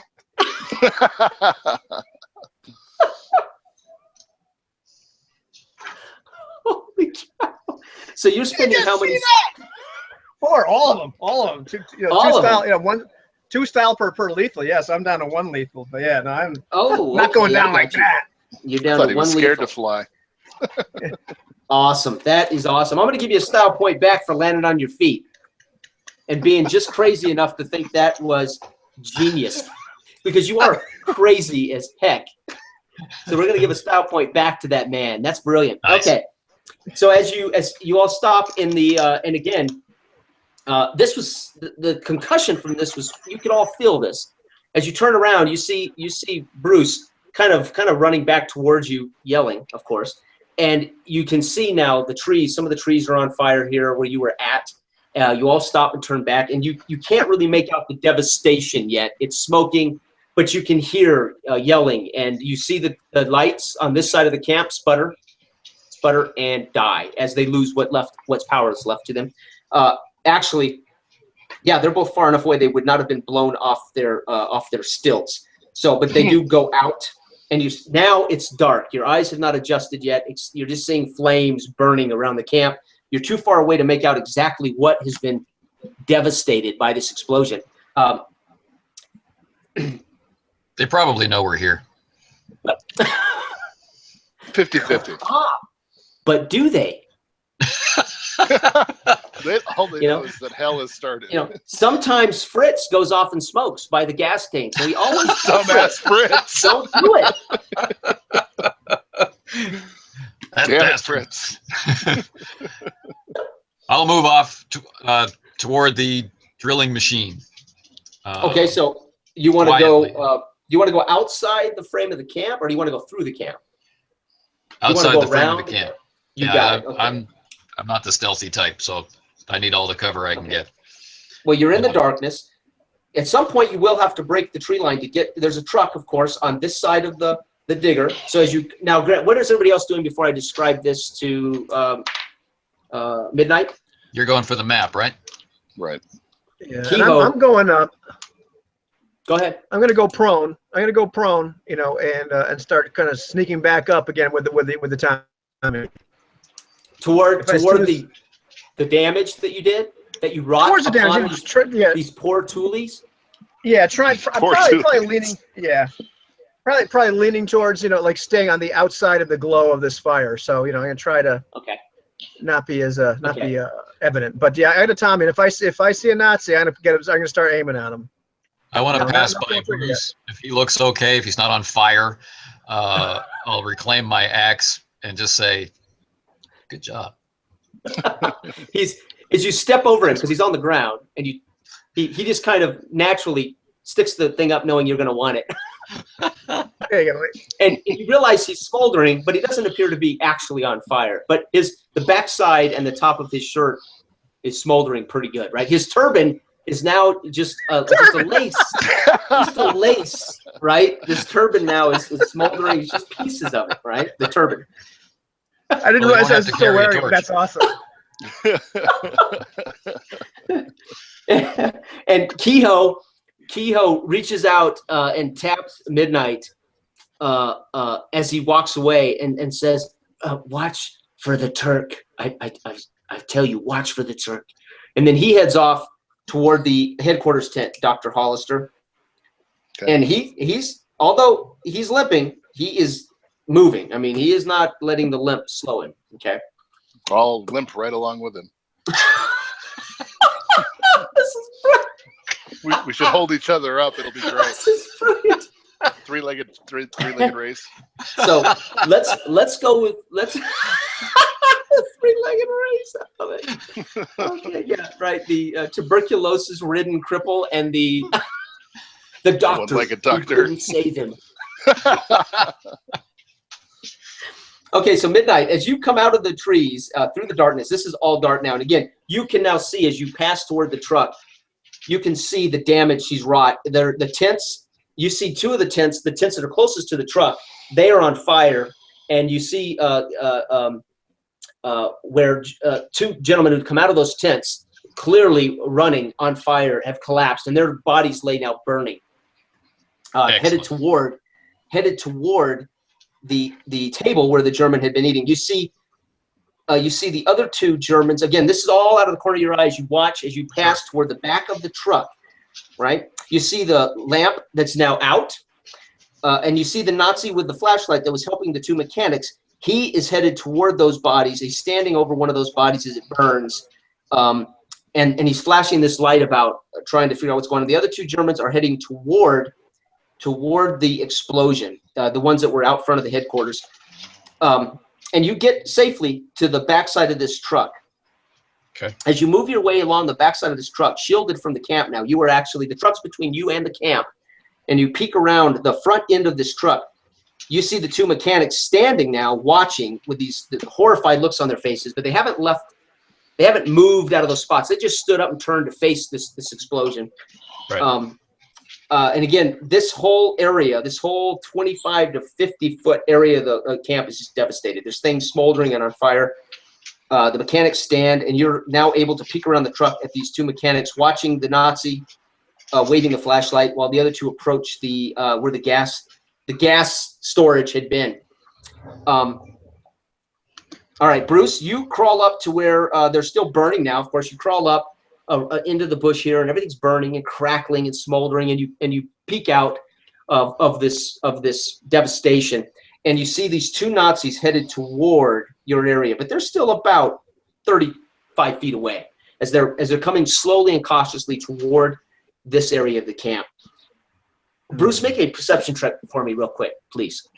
Oh, no problem, no problem. Let's see. 7 dice. That is 6. 6. Got a lot of You perception. see, Bruce, you also see coming out of the headquarters tent and out and down the stairs, you see a man so big he has to duck under the door to come out of this tent, and he stands up, and he's the biggest human being you have ever seen. And he has a saber on his hip, and he comes down very slowly down to the ground level, and he watches these two Germans heading toward you. Of course, the doctor and Kehoe, you have made it to the backside of the headquarters tent, completely in the dark. And you see, as you come behind this tent, backside of the tent, you see these two Germans passing toward where you were all hiding before this chaos ensued. Their backs are now to you, Doctor and Kehoe.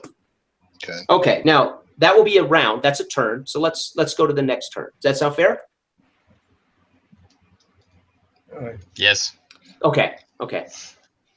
Mechanically, that's how I would do it in my game, right? We would have a turn of movement, right? Observation, next turn. Okay. Awesome. Move. Let me know if I'm doing it wrong here for Nope. ubiquity. All good.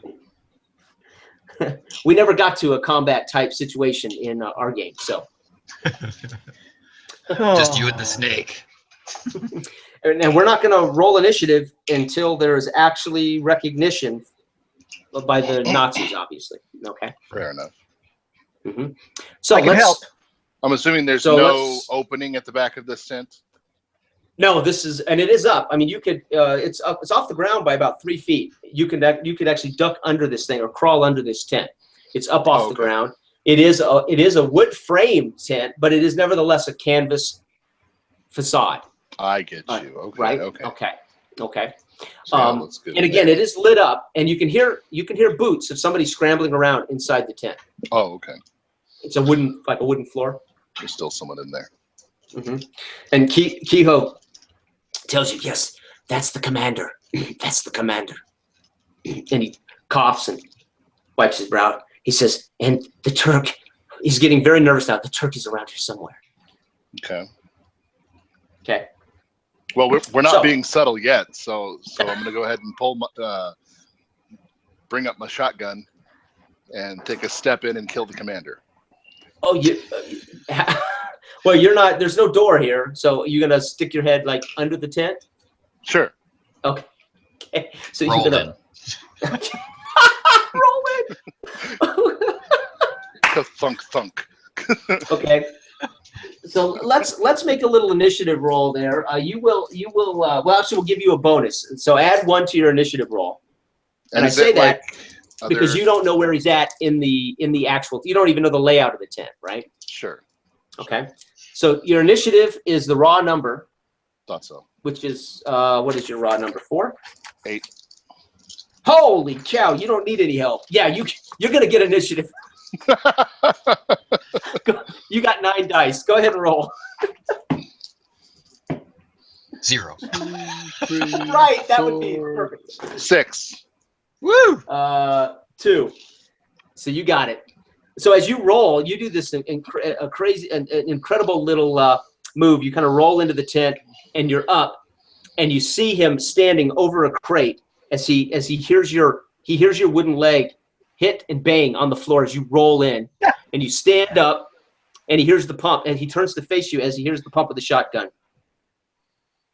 Okay. And I can recognize him immediately as a Nazi commander, or Thule at least. Right? Yeah, he's in a uniform. Easy. Well, as the camera squares off to me, kind of like so, at a 45-degree angle, I one hand the shotgun and right at his face. Okay. And he's 15 feet. That's not quite point blank, right? That's short range would be 25. Short. Right. So he's some of these though have a bonus for closer range. I'm sorry, I don't know that right off the top of my head. It's all right. Where's our shotgun? I've got it. And you got the 12 gauge, you said? Yes, sir. Okay. I couldn't quite afford the 10. Yeah, and I don't know where that is now. There was a chart for ranges for point blank. I've lost that. Yeah, it's not something I keep in memory because we're usually No, I don't either. Yeah. not Melee using firearms. Sure, yeah. Wow. A rapier and a shotgun are probably a little different. Yeah, a lot different. Dang it. I do know it's in here, though. I saw it, and I marked every page. I thought Usually a pistol will get a bonus die if it's, within engaged range. Like if you're firing at point blank range, you're within melee distance of each other. Right. Otherwise, there's nothing. Okay, Yep, and we're at 15 feet, which is not quite melee. So, all right, go ahead and roll. There will be no modifier, unfortunately. I was hoping maybe to give you a bonus here, but you do get the roll. I'm gonna go ahead and roll my 7 with a style point. Well, hang on. So you got your firearms, right? Your firearms Correct. score? Yes. The pistol. The damage of the weapon. Well, damage is 3. Okay, now Plus wait. your style point. Yeah. Now he has pistol, so it's firearm plus weapon, right? Not pistol plus weapon. Right. Right. So use your firearm base, Mike. Got it. Okay. Plus the damage of the weapon. Yep. Correct. There you go. 10. That's 10. Then we don't need to spend a style point with 10. You're right. 0. It could happen.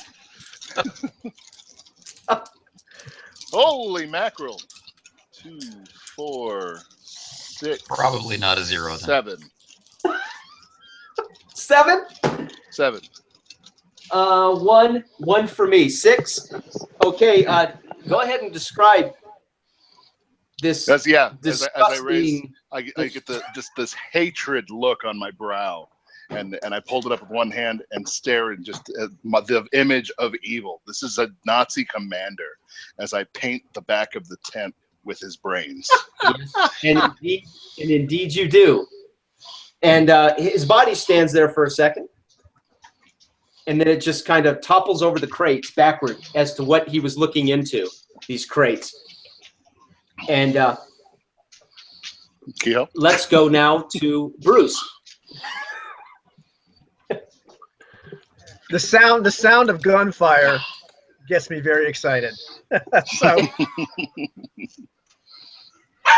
So these two Nazis walking towards me, about how far apart are they, would you say? They are shoulder to shoulder. Yeah, 6 feet. They're almost shoulder to shoulder. All right. At this point, what I'd like to do is make a strafing full auto fire attack against these two guys, which Strafing attack. Okay. yeah. So pretty much it's And gonna that's a give me -2, correct? But Well, you have it's a a skill. minus- You have a fat skill. Yeah, well, it's not really going to be an accuracy thing at this point. I believe it's a -2 for every 4 feet or 5 feet, Right. rather. And they're not that far. Yeah, And they're full 3 auto- feet. Yeah. Yeah. Well, auto Okay. fire gives you +3. The strafing gives you -2, so it's kind of like ends up being a I don't know, -1. Yeah. Sound about right, Beautiful. Anthony? Yep. And so that's against both of them. So I'm gonna roll 11 dice. Oh my gosh. They don't see it coming. They haven't spotted you guys. No, and only We don't do 5 anything successes little. though. only 5 successes though. Only 5? Now, Only is 5. that on both of them? I believe so, but I'm gonna let Anthony. Yeah, Let me know. you paid the penalty to change targets, so you Yeah. Brilliant. So they both take 5. Yeah. Yeah, Okay. they both take 5. Okay, that's what I thought. So they both take 5 before their defense. So one has 3 defense. The other has 1 defense. Okay. So pretty much what I do is just kind of like halfway stand up, and in my best Vasquez imitation, just go, "Let's run!" and throw 20 bullets their way. Ooh. Okay. These obviously hit. Pepper both of these guys, but they have the wherewithal to begin to make a move away from this direction that they're being shot at. They're turning to move and dropping to a knee, maybe going prone. All right. Okay. So you, sir, Midnight. Yes. I have to face down the fearsome mechanics. Who However no, you do remember, it. this is all for the most part simultaneous. So I'm not. Okay. It isn't like it's happening. Dick, dick, dick, dick. Right. So we haven't even rolled initiative. So right.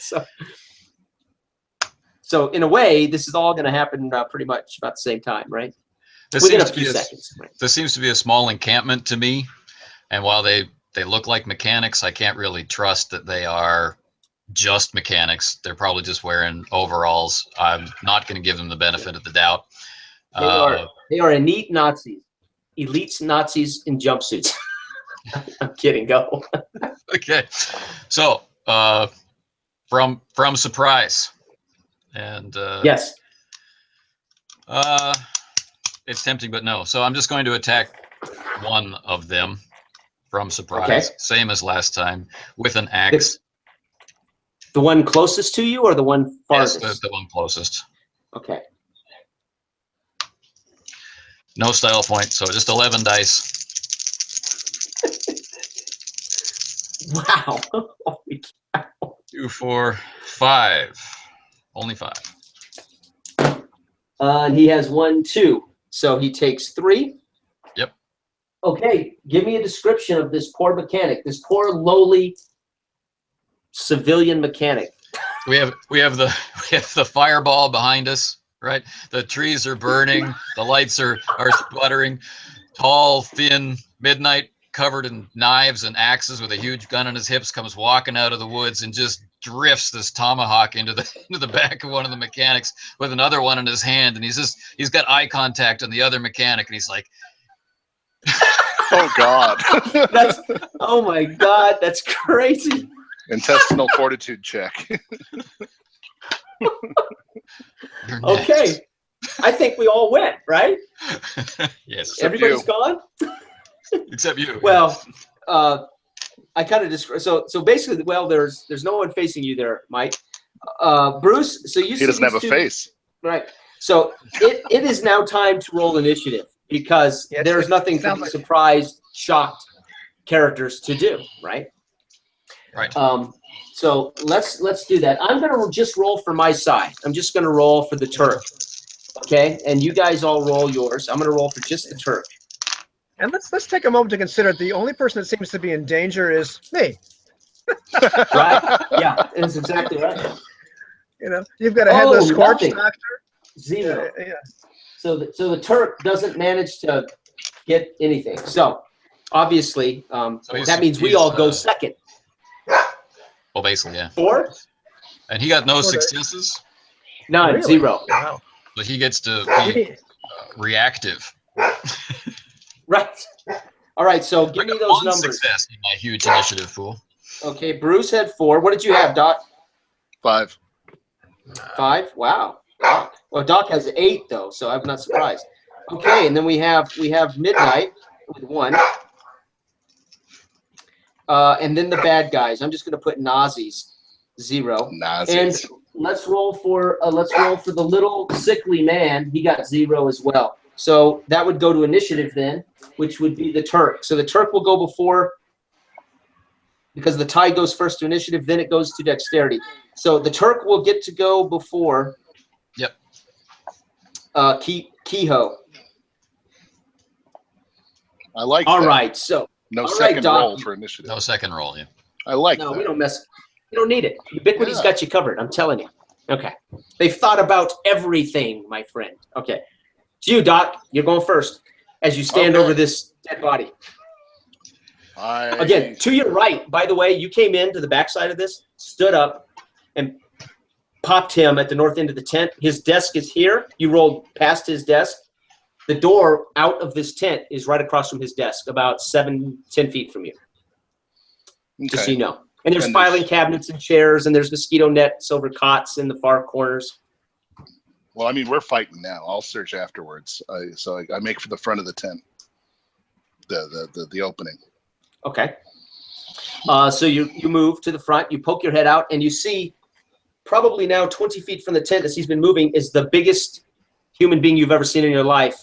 Gigantic. And he is moving toward fire coming from the ground in this smoldering brush that you had come from. You can put 2 and 2 together. Ah, that's probably Bruce. And you see Nazis scrambling away from that fire. Right. They're about 50 to 60 feet from you. This giant of a man is about 20 feet from you. 20 feet? No problem. Feet. I'm gonna. He's drop down. The shotgun He's down. Down my sling okay. Now, does this thing need to be reloaded or anything? I think he froze. Uh-oh, we lost Mike. He'll be back. He's been dropping in and out. I'm back. Oh, there he is. Oh, has he? I'm sorry. Okay. Sorry. I got a shotgun. Jacked up the whole thing. Okay. So where'd I drop? Uh-oh, we lost him. Uh-oh. You okay? Oh, we lost him. Good. That means Mike's dead. So let's move. I just had to refresh the call. Sorry. Okay. Oh, wait, sorry, your character died. You know, thanks for playing. I was about to do a product placement. Yeah. I would give you I would give you a style point for that, Mike, but that lacks a whole lot of class right there. Oops. So where'd you lose Friends, do you need a break? Would you like to try Reese? Oh, no. Listen, you can't do that. I mean, I'm a personal trainer, man. You can't show candy in my game. What are you doing? Don't worry. The package is empty. Wait, that's even better. That means that some poor dog. What's that? I'm sorry. Oh, shoot. Fortunately, this show's on your channel.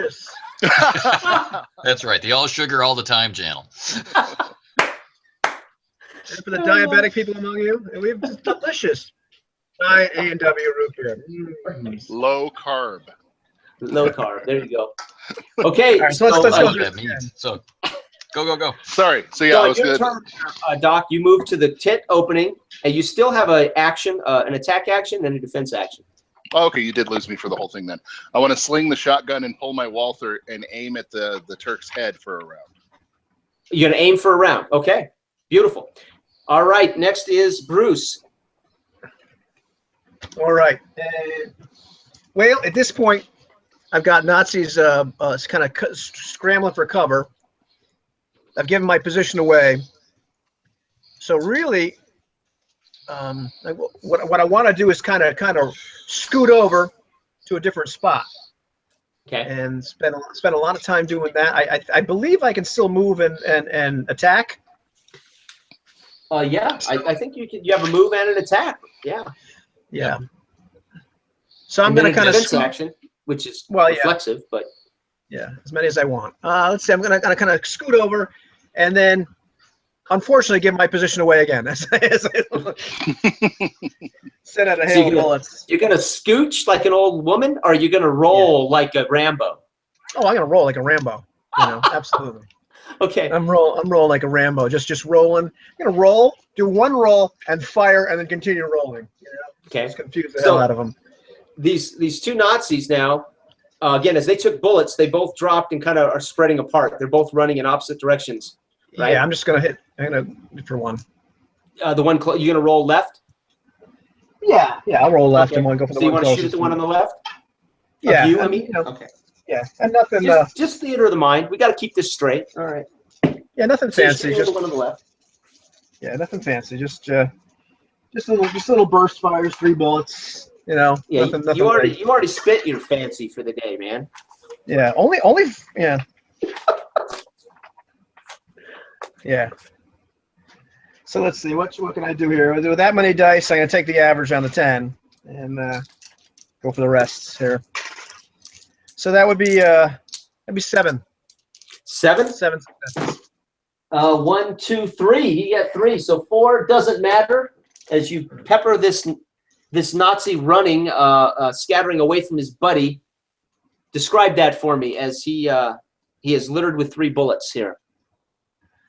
Well, as he runs, the bullets just pepper into him. His body kind of shakes a little bit. You can see the delicious spray of blood as he goes down. And Bruce can only see just for a second as he continues to roll.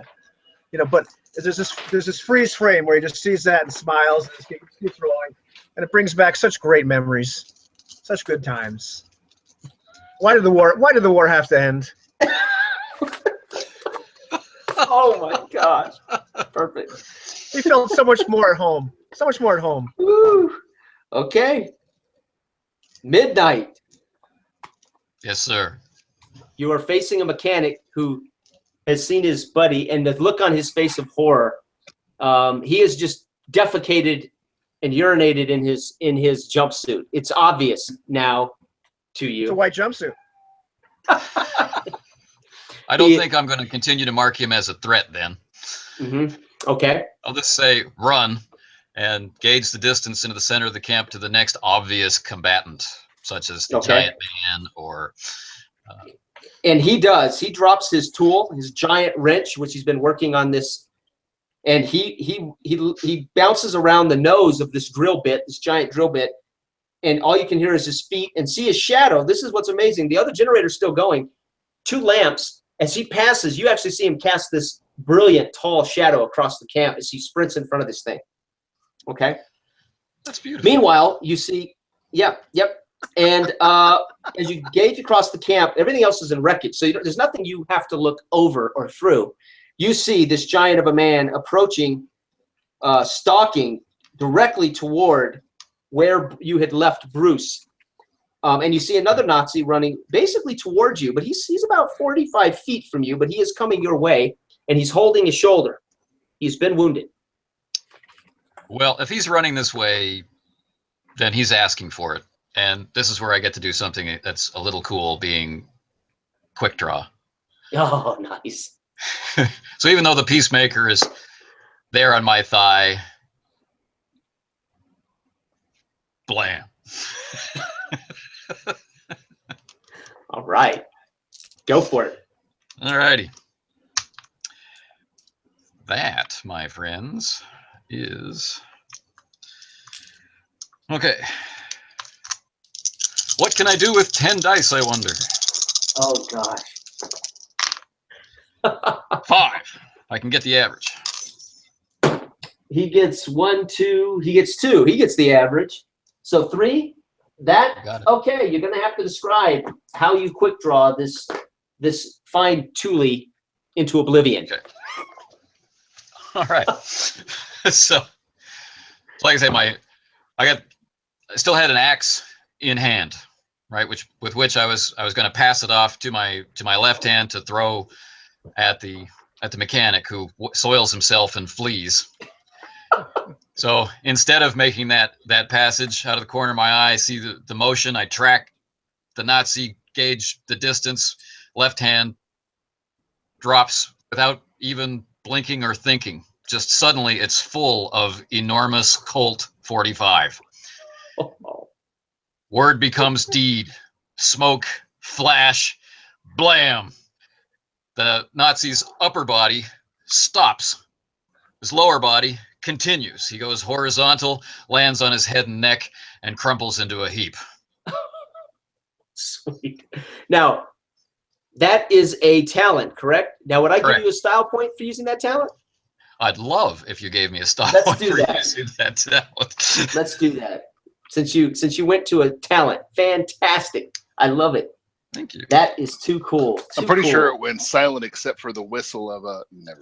Right. Holy cow! Oh, is it actually my turn? Have I lost track of my own? Yep, there it is. It is the Turk. Enter the Turk. Okay, Bruce, you realize as you smoke that Nazi and you look up, this Turk has had his eyes on you and had found you and has not lost his mark.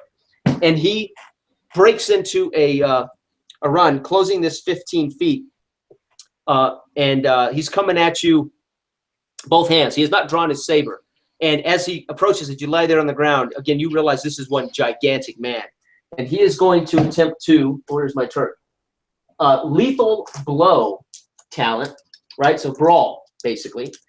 9 lethal. Crikey. So he gets 9 dice. 1, 2, 3, 4, Hi, 5, Bruce. 6, 7, 8, 9. He has style, but he's not going to use it. And he's just going to attempt to pummel you with this, right? Here we go. He got 1, 2, 3, 4. He got 4. Did you roll All your right. defense, or are you taking the average? No, I didn't. I'm praying to the dice gods right now. Holy mackerel. I got 4. Woo! Woo! Okay, describe how you avoid this giant beast coming down with both hands on you. I just continue to roll and flail, and just my legs and my arms are kicking Holy around, Christ. and somehow, like impossibly, if somebody watched this, it should not have happened. He should have hit me, but somehow this bizarre dance of his fists coming through my flailing limbs as I'm rolling and swirling around, gun in hand, and you can hear the thud of his fists hitting the wet earth. Bonk. Yeah, and you can hear him yell. "Ah, ah!" He's so mad. He's so mad. And again, his head tracks you. Although he missed, his head tracks you the whole way. Eye contact, right? Good. Okay. Initiative, or do we stay with the same initiative? We do, I believe. Correct? That is the rule? Initiative stands, yeah, unless there's some reason Yes, so to change it. all right, Doctor, you go, sir. And you were aiming a turn. I think that gets you a +2, correct? Yeah. Yep. Is that right? Am I right about that? But I was also called shotting his head. Ooh. Oh, you were, which is a -4, I believe. 4. That's fine.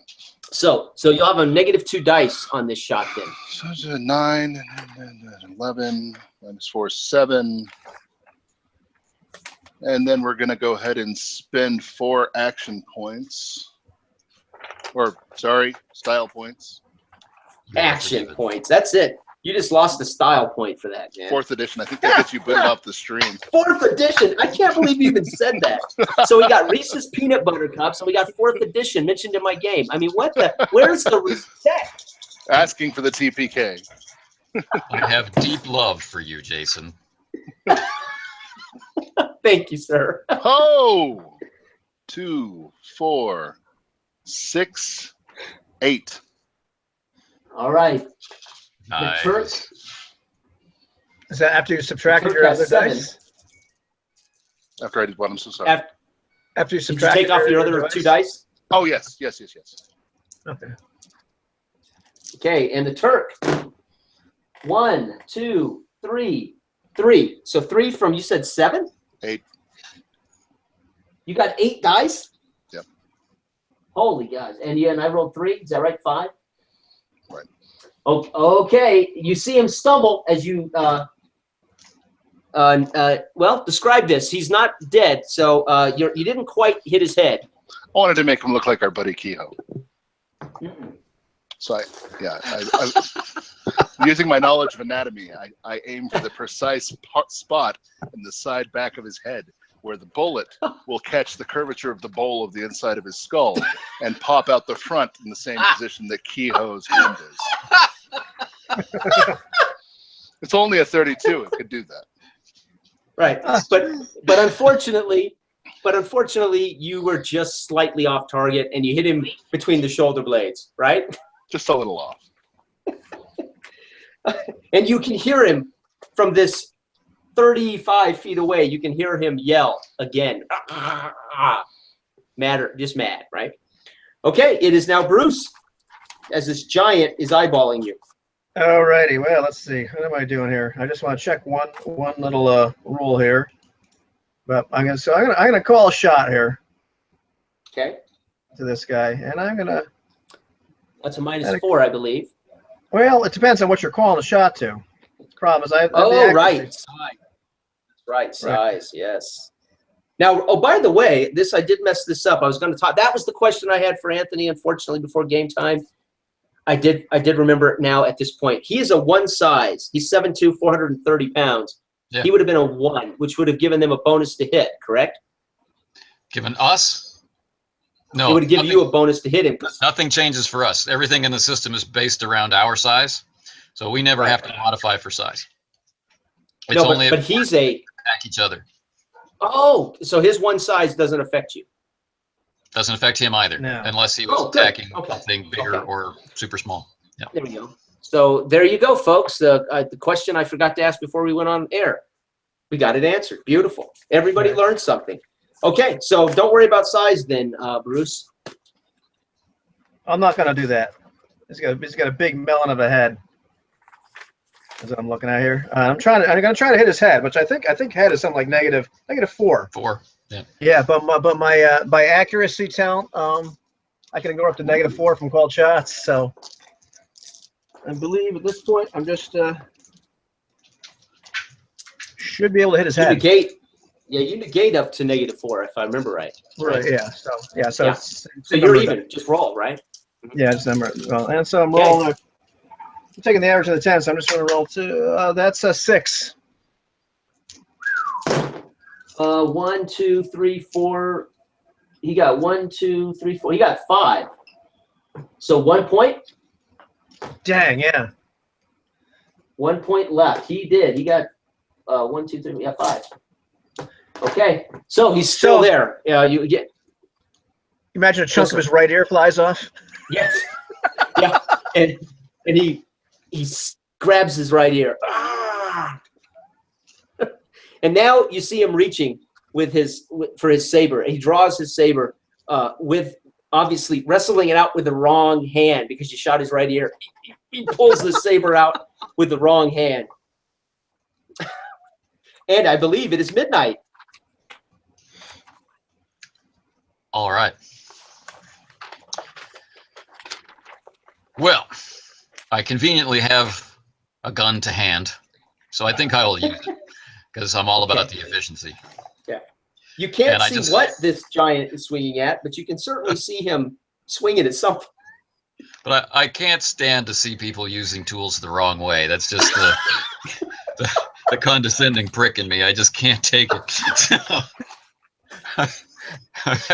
I have to put him down. And the good doctor has already shot him. He should have had the decency to fall down.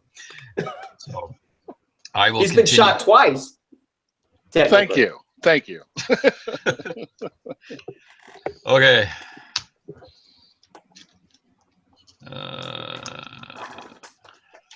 All right. Here we go.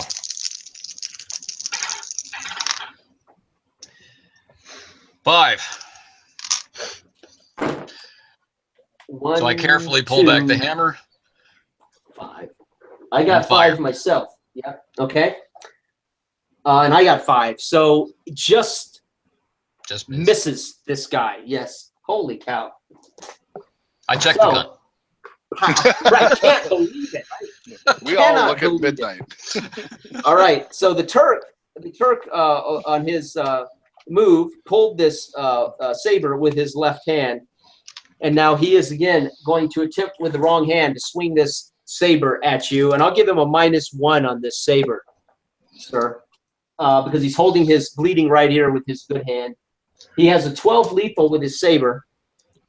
That's awesome. -1, 11. 1, 2, 3, 4, 5, 6, Do I 7, have 8, enough dice? 9, 10. I don't. Oh, barely. 11. Okay. Here we go. I hope to God, Bruce. Pray. Okay. 1, 2, 4. He got 4 out 4. of 11 dice. 4 out of 11 dice. Doesn't he have 12? No, because I gave him a -1. Oh, right. I gave him a -1 for using his left hand. Same Awesome. team, man. I've got respect. I've got respect for guys using the tool the wrong way too. There. Yeah,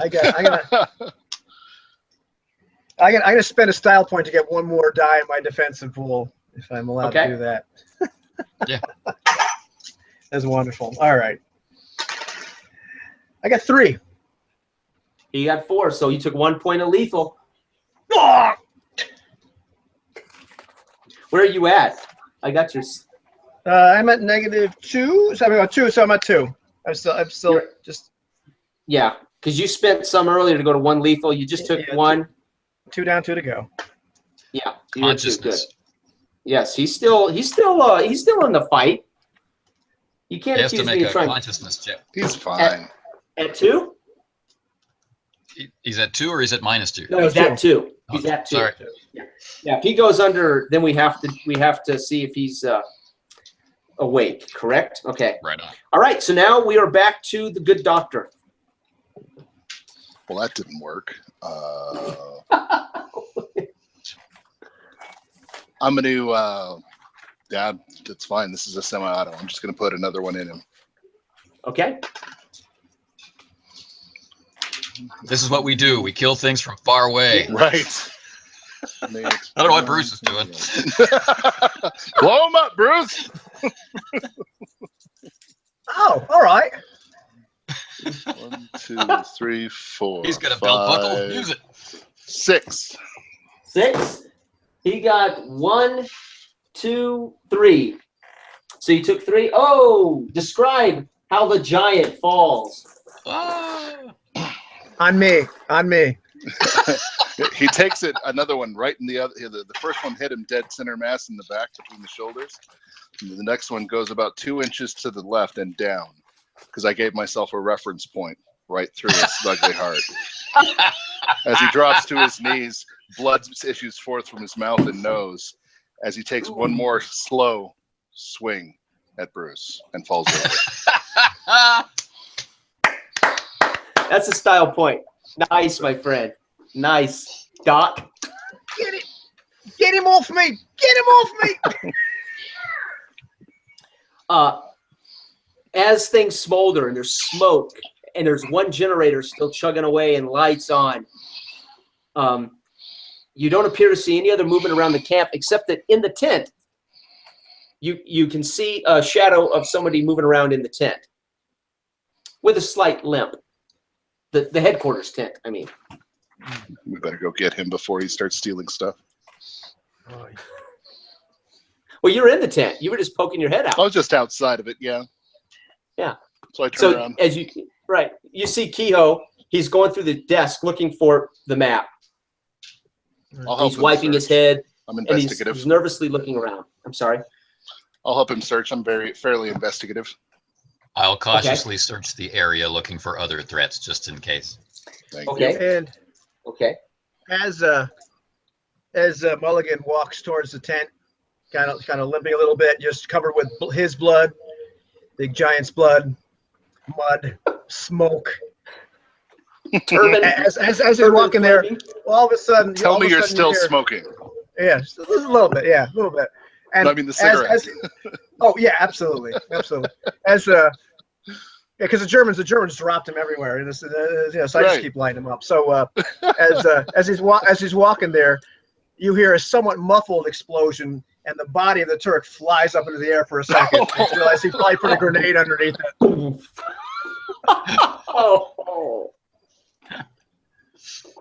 He might have just been sleeping. You never know. They're tricky, them Krauts.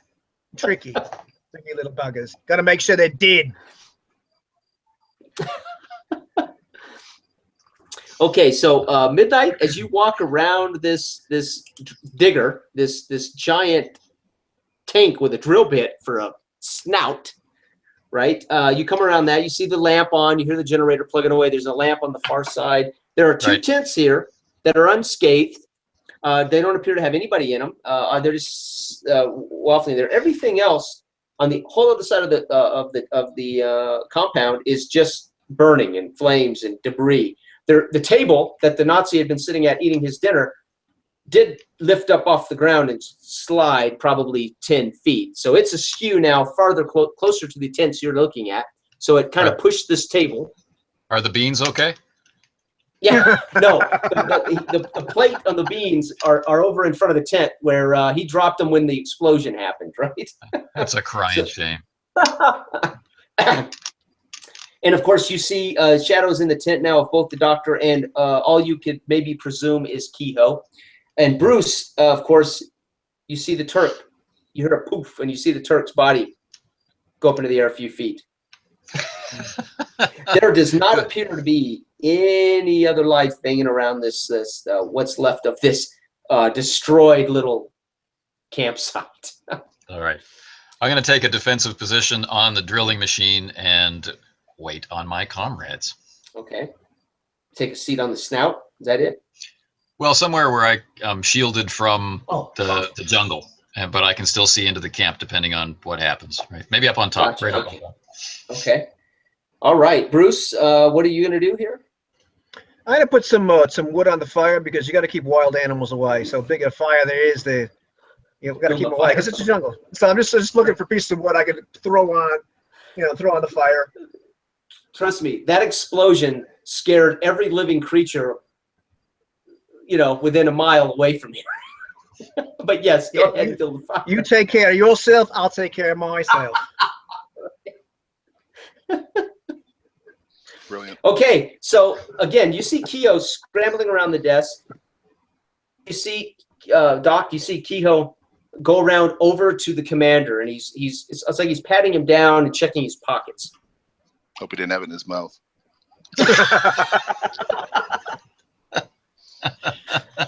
Because it's over there. And he I'll search the produces. Okay, well, that's as you come around the desk, you find that the drawer is locked, and you see Kehoe stand up now and shake the keys. I've got it. And so he comes around, opens the desk, and he pulls out, and you see he's got this journal, and he starts flipping through it madly, and he finds this folded sheet, and he pulls it out, unfolds it, and you glance down at it from the opposite side of the desk, and actually beside him, looking over his shoulder. It does appear to be a map of a jungle, and with ruins in it, and scribbled in German. Can you read German? No. No? No? I can. Okay. That's the commander. Right. So something scribbled in German, and he picks it up, and he presses it to his mouth, and he kisses it, and he says, "This is what's going to save my life. This is it. Good man. We should get in the digger and go." Tally ho. Now, around you, by the way, Mike, as you look around you, you see that there are these crates on the floor, about the size of one by one, almost like apple crates, right? Sure. They are full of raw diamonds. They've been mined. They're just piled full of these raw diamonds. They're not obviously cut, and they're not obviously processed, but clearly they have been getting diamonds, whether there's an actual mine or not. They've got diamonds. Apple crates aren't that heavy, so. Wait, full of diamonds they are. Damn. And make a quick perception check for me. Straight stat. Yeah. 0. I close my eyes real tight. Okay. All right. The blinding so- diamonds. They were too much. I was shocked. It was too much. Bruce I could have put and both my kids through college. I'm realizing though, as I'm putting stuff on the fire, that like things hurt. So I realize I know a doctor. yeah. So I stumble into the command tent. As the adrenaline rushes away, right? You're like, oh damn. Hey, Bet, I'm a little head, eh? You got So- anything else Sorry. in that bag? Oh yes, I was just shove everything off the desk and say, "Lay down, my good man. Lay down." All right. Kehoe heads out of the tent and makes his way beeline straight across to Midnight and the digger. He's walking, and his limp is again there, but it doesn't seem to impair his movement when he's determined. And then you're going to take some time here to doctor our wounds. I'd love to. Okay. Well, I think it's a good time to good place to stop. You have eradicated the Thule camp. Does that sound fair, guys? That's cool. About to head Well, off into the Hollow Earth. I had a potential cliffhanger going into Hollow Earth, but I think it might take a little while to get there. So we just won't have a cliffhanger. But it's still kind of a cliffhanger. Kind of. Well, it is. Sure. Midnight doesn't believe this thing is real. It's like, wow, these guys are really committed to this farce. Does Midnight killed him for coming out alone? I mean, you never know. Okay, Yeah. so After the doctor treats me. quickly before Anthony has to go to his real life, and Yeah. let's talk about the game here. Right, there are a few questions Cool. we would ask. Again, I think Anthony talked about this last game. Let's see if I can find that. Unfortunately, I don't have those questions for our. Well, Anthony, you might want to ask those questions. It might save us time since I can't seem to find the darn questions for the end of Sure. our adventure. If you don't mind, sir. I don't mind if I can speak over the dogs who seem to want to comment. The experience points questions. If this were a continuing game, characters would receive experience points. They get 1 for being active participants in the session. And then there's 1 about success. By the way the characters judge things, or the way the game master judges the situation, did the characters accomplish whatever their goal was in a way that satisfies them? So would they earn experience points for that? What do you think, Jason? Oh yeah, I think they. I think you did. You you got Kehoe to his site. You took out the Turk and you helped him find the map. That was Kehoe's entire reason. Awesome. Then the next question we would ask is role play. Did the characters present their archetypes? Were the players engaged? Dialogue, satisfying role play. Everybody had a good time. I think so, but the players would have to answer that question. But I think the role fantastic. Yeah. I think so. Okay. Fellas did good. So let's talk about that a bit. Bruce, tell us about your archetype, motivation and flaw, and how you thought about bringing those to be. Yeah, well, he was a soldier. I originally first had this idea. This guy was, just kind of retired, mostly. But as we talked more and more, we get this idea of kind of like being, having a connection as World War I buddies, for lack of a better word. So I figured he's just kind of the soldier's best archetype I could come up with. Just kind of a soldier hiding, can't really assimilate back into regular life. His motivation really is just survival, just keeping himself alive, and the fact that his flaw is paranoia. Every day is a struggle for him. He pretty much believes it. He pretty much believes this is the last one. So the fact that he can keep it together is amazing. But at least for him, like once we got into, he was kind of based on a lot of people, really, when it came down to it. So I There's took a lot of people going on in there. yeah, exactly. I took a lot of it. Took a lot of it from John Malkovich and Red. They started to come to me, and then the whole fear of flying. Yeah, the whole fear of flying was Mr. T from the A-Team. We were thinking about it. We're gonna have to fly someplace. I'm like, I'm totally doing that because I remember loving that as a kid. So that kind of became him. Is he was just nuts. He's just nuts. Thank God I didn't know that because I disliked the A-Team. So thank God I did not pick up on that. And then I just, other than that, as far as when we were looking at skills, I went for the craziest things possible. Something like, Thompson submachine gun and explosives. It's kind of fit. Well, they saved our bacon, so thank God you did. Yeah. Bertram Hollister. Sir. How's he put together mentally? I had him in as archetype. I was going to go just boring doctor, but I instead wanted to further that and called him the chief surgeon of his hospital. Right. And his motivation was duty to his friends, duty to his family, country, eventually his wallet from the sound of the story. Perfect. What's good for you is good for the economy. That's right. Yeah. Right on. How about you, Anthony? Well, Midnight, similar to Bruce, is built around the motivation of survival. But you can look at survival 2 ways. One, just not dying but the other one is seeking out challenges to beat, and that's what I built Midnight around. So he kind of walks the earth, trying to put himself in between other people and trouble, just to demonstrate that he's far better than them. Because at the end of the day, he's condescending. His flaw is that he believes he's better. Who should have gone on that sniping mission? Well, obviously me. Should have been me. Yeah. So it was horrifying when he missed tonight. The gun must be broken. It can't be me. Right. Yeah, Something was great. wrong That with was the great. target. But his What's wrong archetype with is that? adventurer. He's in it for the thrills. Life without action has no meaning. There you go. Kind of like the role-playing game.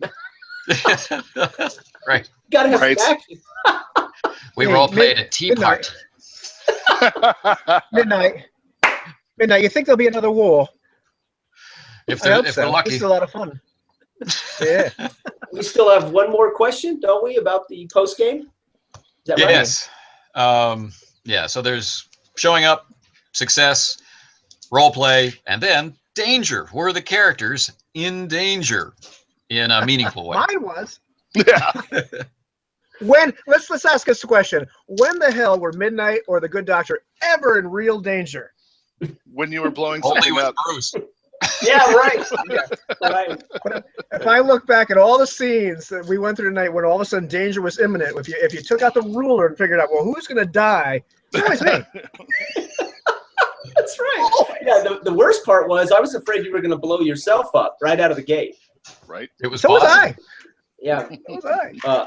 And this is the thing. When I prepared this is what's amazing about role. That's why I love role playing, right? The story unfolds based on what happens. But I had prepared all this and said, well, there's gas tanks. If they get in a shootout, hide behind gas tanks, those potentially could blow up. That's And yada, awesome. yada, yada. Yeah, I didn't know if you guys would make stealth characters. I had already written all of this before I ever knew your characters. I didn't get your characters until, gosh, I didn't get Mike's till this morning, I think. or Right. yesterday morning. I posted it at like 11.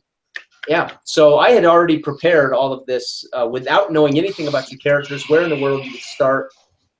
Yeah, that's awesome. That's the best. I Yeah, love it. and try to let, you got to have something, but try to let the players play. One-offs are tough because we have to have some kind of guidelines, or we, Yeah. what are we going to get done, right? Do nothing. So Yeah. I want to ask you then, how did I do? I I enjoyed had a it. great time. Oh, Absolutely. yeah, that was good. How did I do with the mechanics, the rules? You knew your stuff. When Yeah. Mike said he was going to do a called shot, that's normally where I see people freeze and they go, oh crap, I know there's a penalty. What should it be? But you knew it was 4. Yeah. No problem. 2, 4, or 8. Take your pick. You got the right one. Nice. Adjustments for initiative with rationale, right? And yeah, everything was nice and fluid, like you've been game mastering for a number of years. You've done this once or twice before. So, So yeah, no trouble at all. narratively, this had more mechanical references, of course, than Runeslingers. So narratively, not as smooth as it could be. And then early in the bar, I missed something in the knife throwing contest. Mm. Did I miss something? I thought I Yeah, you missed never- something. I do said I that? go to collect my funds, and you never said how much I got. But Oh, you mean mechanically? Or No, I mean in the narrative, you were describing that you were in a knife throwing contest, and then you handed it over to me, and I felt like I'd missed something. no, I- no. I This didn't. is where we're Oh. going to go to mechanics, and I didn't want to assume any degree Right, of okay. success on Midnight's part. Okay. But I had otherwise- I had it muted, and I was fumbling around trying to unmute, and I thought, did I miss something else? Okay, because I Good felt guys. like I had misunderstood something you had said, so I just had to Hang on a know. second. I got to duck out for just a second. Okay. Could be a dog moment. yeah, Could be a dog moment. No, it was fun. It was fun. I like the little we narrate our own little parts getting there. That was kind of interesting. At the it was beginning. fun. But Anthony set the bar very high, and I was like, "Oh Christ, what do I know about Egypt?" I'm like, Oh, dude, know, you right. nailed it. That Yeah. they always say, "What is the best table?" It's a group of DMs. So Yeah. That's Yeah. true, right? No, it was great. You know, my goal there was, as I wrote early when Anthony first said, I'm ready for you to GM me, basically, a couple of weeks ago. I knew immediately I wanted a travel montage and I wanted a recruiting narrative, Yeah. because That's cool. those are the great things that happen in cinema, right? We recruit our heroes to go on an adventure. So I thought it'd be cool to have the recruiting come from the player. Oh That yeah, was it a doesn't really cool matter. idea. Yeah, it doesn't matter if it's the Magnificent Seven, Seven Samurai, or even as new as the Guardians of the Galaxy. The most interesting part of the film is the recruit. Yeah. And then I they got love to the go do red something. line across the map. I was hoping for that too. Yes. I wish I was capable of doing all those things on this newfangled computer, but no, I am. Listen, I am so old school. I'm using loose leaf notebook paper and writing everything. 15 pages of preparation. Right, on loose leaf paper. I've got my legal pad on the table in there. Yeah, I am that old school. This is the German camp. There's the German camp right there. Same. I did the same thing. Fantastic. Me too. That's great. Yeah. Of course, you know, when we say old school, the younger people are just hearing old. Old. That's right. You know, And let's be real here. Who's the oldest person here? The oldest person here? That's actually me, which is unbelievable. That's awesome. You know, it's funny. I was looking at some of Runeslinger's videos from 1998. He hasn't aged. 98? I think before I Runeslinger's a graduated? vampire. I've never seen Runeslinger does not age in any of his videos. Have you noticed that, Ivan? What I think work he's a on it. vampire. Depends how tired he looks. It's how tired I look. Yeah. I You know what, lost my guys? mind, that's it. Thank you so much. This was Thank you. a pleasure. Oh, Again, thank you. play and a chance to return the favor as a fresh-faced Ubiquity GM. A fantastic opportunity. It's a pleasure not only watching you guys' work on YouTube, but an opportunity to speak to you guys and to play with you. It's just fantastic. Hopefully, we can all do it again sometime. Hope so. Right on. Maybe we can Yeah. put the finger on Mike or on Ivan Hey, to Mike, try yeah. to try a hex. Oh, there you go. Nice. Nice. Right. Yeah, well, my book should arrive tomorrow. My book, I splurged for the set, so that'll be interesting. All right. Awesome. All Yeah, I right. got the There it whole is. damn thing coming. So. The Explorer And side. Anthony got a jump start on us because he's on the other side of the globe. But tomorrow, RPG a day, I will be kicking off day one Same. of my videos for the 31 days. So that's going to Awesome. be fantastic. Yeah. Look forward to it. And it will be positive, I promise you. That'll do my heart good in this Yeah. world of negativity and Let's sorrow. That's exactly right. That's I don't believe I wish I was playing White Box instead of all those other crappy games. I can hear them Hey, already. that's not negative. I'm sharing with the world my passion for White Box, right? I mean, what's wrong with that? Right. Now, when I say this is crap, are you getting the Dark Age on there? The dark age of close-ups. Well, so the answer to all 31 questions, just for the viewers out there who don't have time to tune in and see my videos for the next 31 days, this will be the answer to all of those videos. Woo! Right. This It is won't- all we needed right here, kids. 3 of these Right. bad boys and this That's freaking right. thing. That's it. That's right. You know, it's funny. I almost had time because I was in my final throes of preparing. I was going to make a video about why White Box is great. And that's two things. A die 20 and a die 6. That's it. That's all we need. Get off Wow. my lawn. You should have seen my kids yesterday when I told them we were switching from 5th edition to white box. They disown you? I took their big, beautiful character sheet that we'd printed off of OrcPub and handed them this. An index card. I love you, man. Yeah, I used to be in a forum with a guy that said, at any game that you can't write your character sheet down on a coaster at a bar, no good. Yeah. That's, you know, and that's me and Scott, man. Me and we both got a kick out of those index card character sheets. I love it. I love it. That should be fun. That should be fun. Fantastic, guys. Thank you so much. Oh, thank you. Thanks for I'm running. actually gonna. Thank you, sir. head off to bed, but we'll talk soon. Yes. I get to head off to work. 8 videos to go record before midnight. You can do it. I believe you can fly. Right? Fly? Who said anything about flying? No, not flying. Someone give him another shot. All right. And with that, we'll close the broadcast. Thanks for watching, everybody, and we'll see you next time.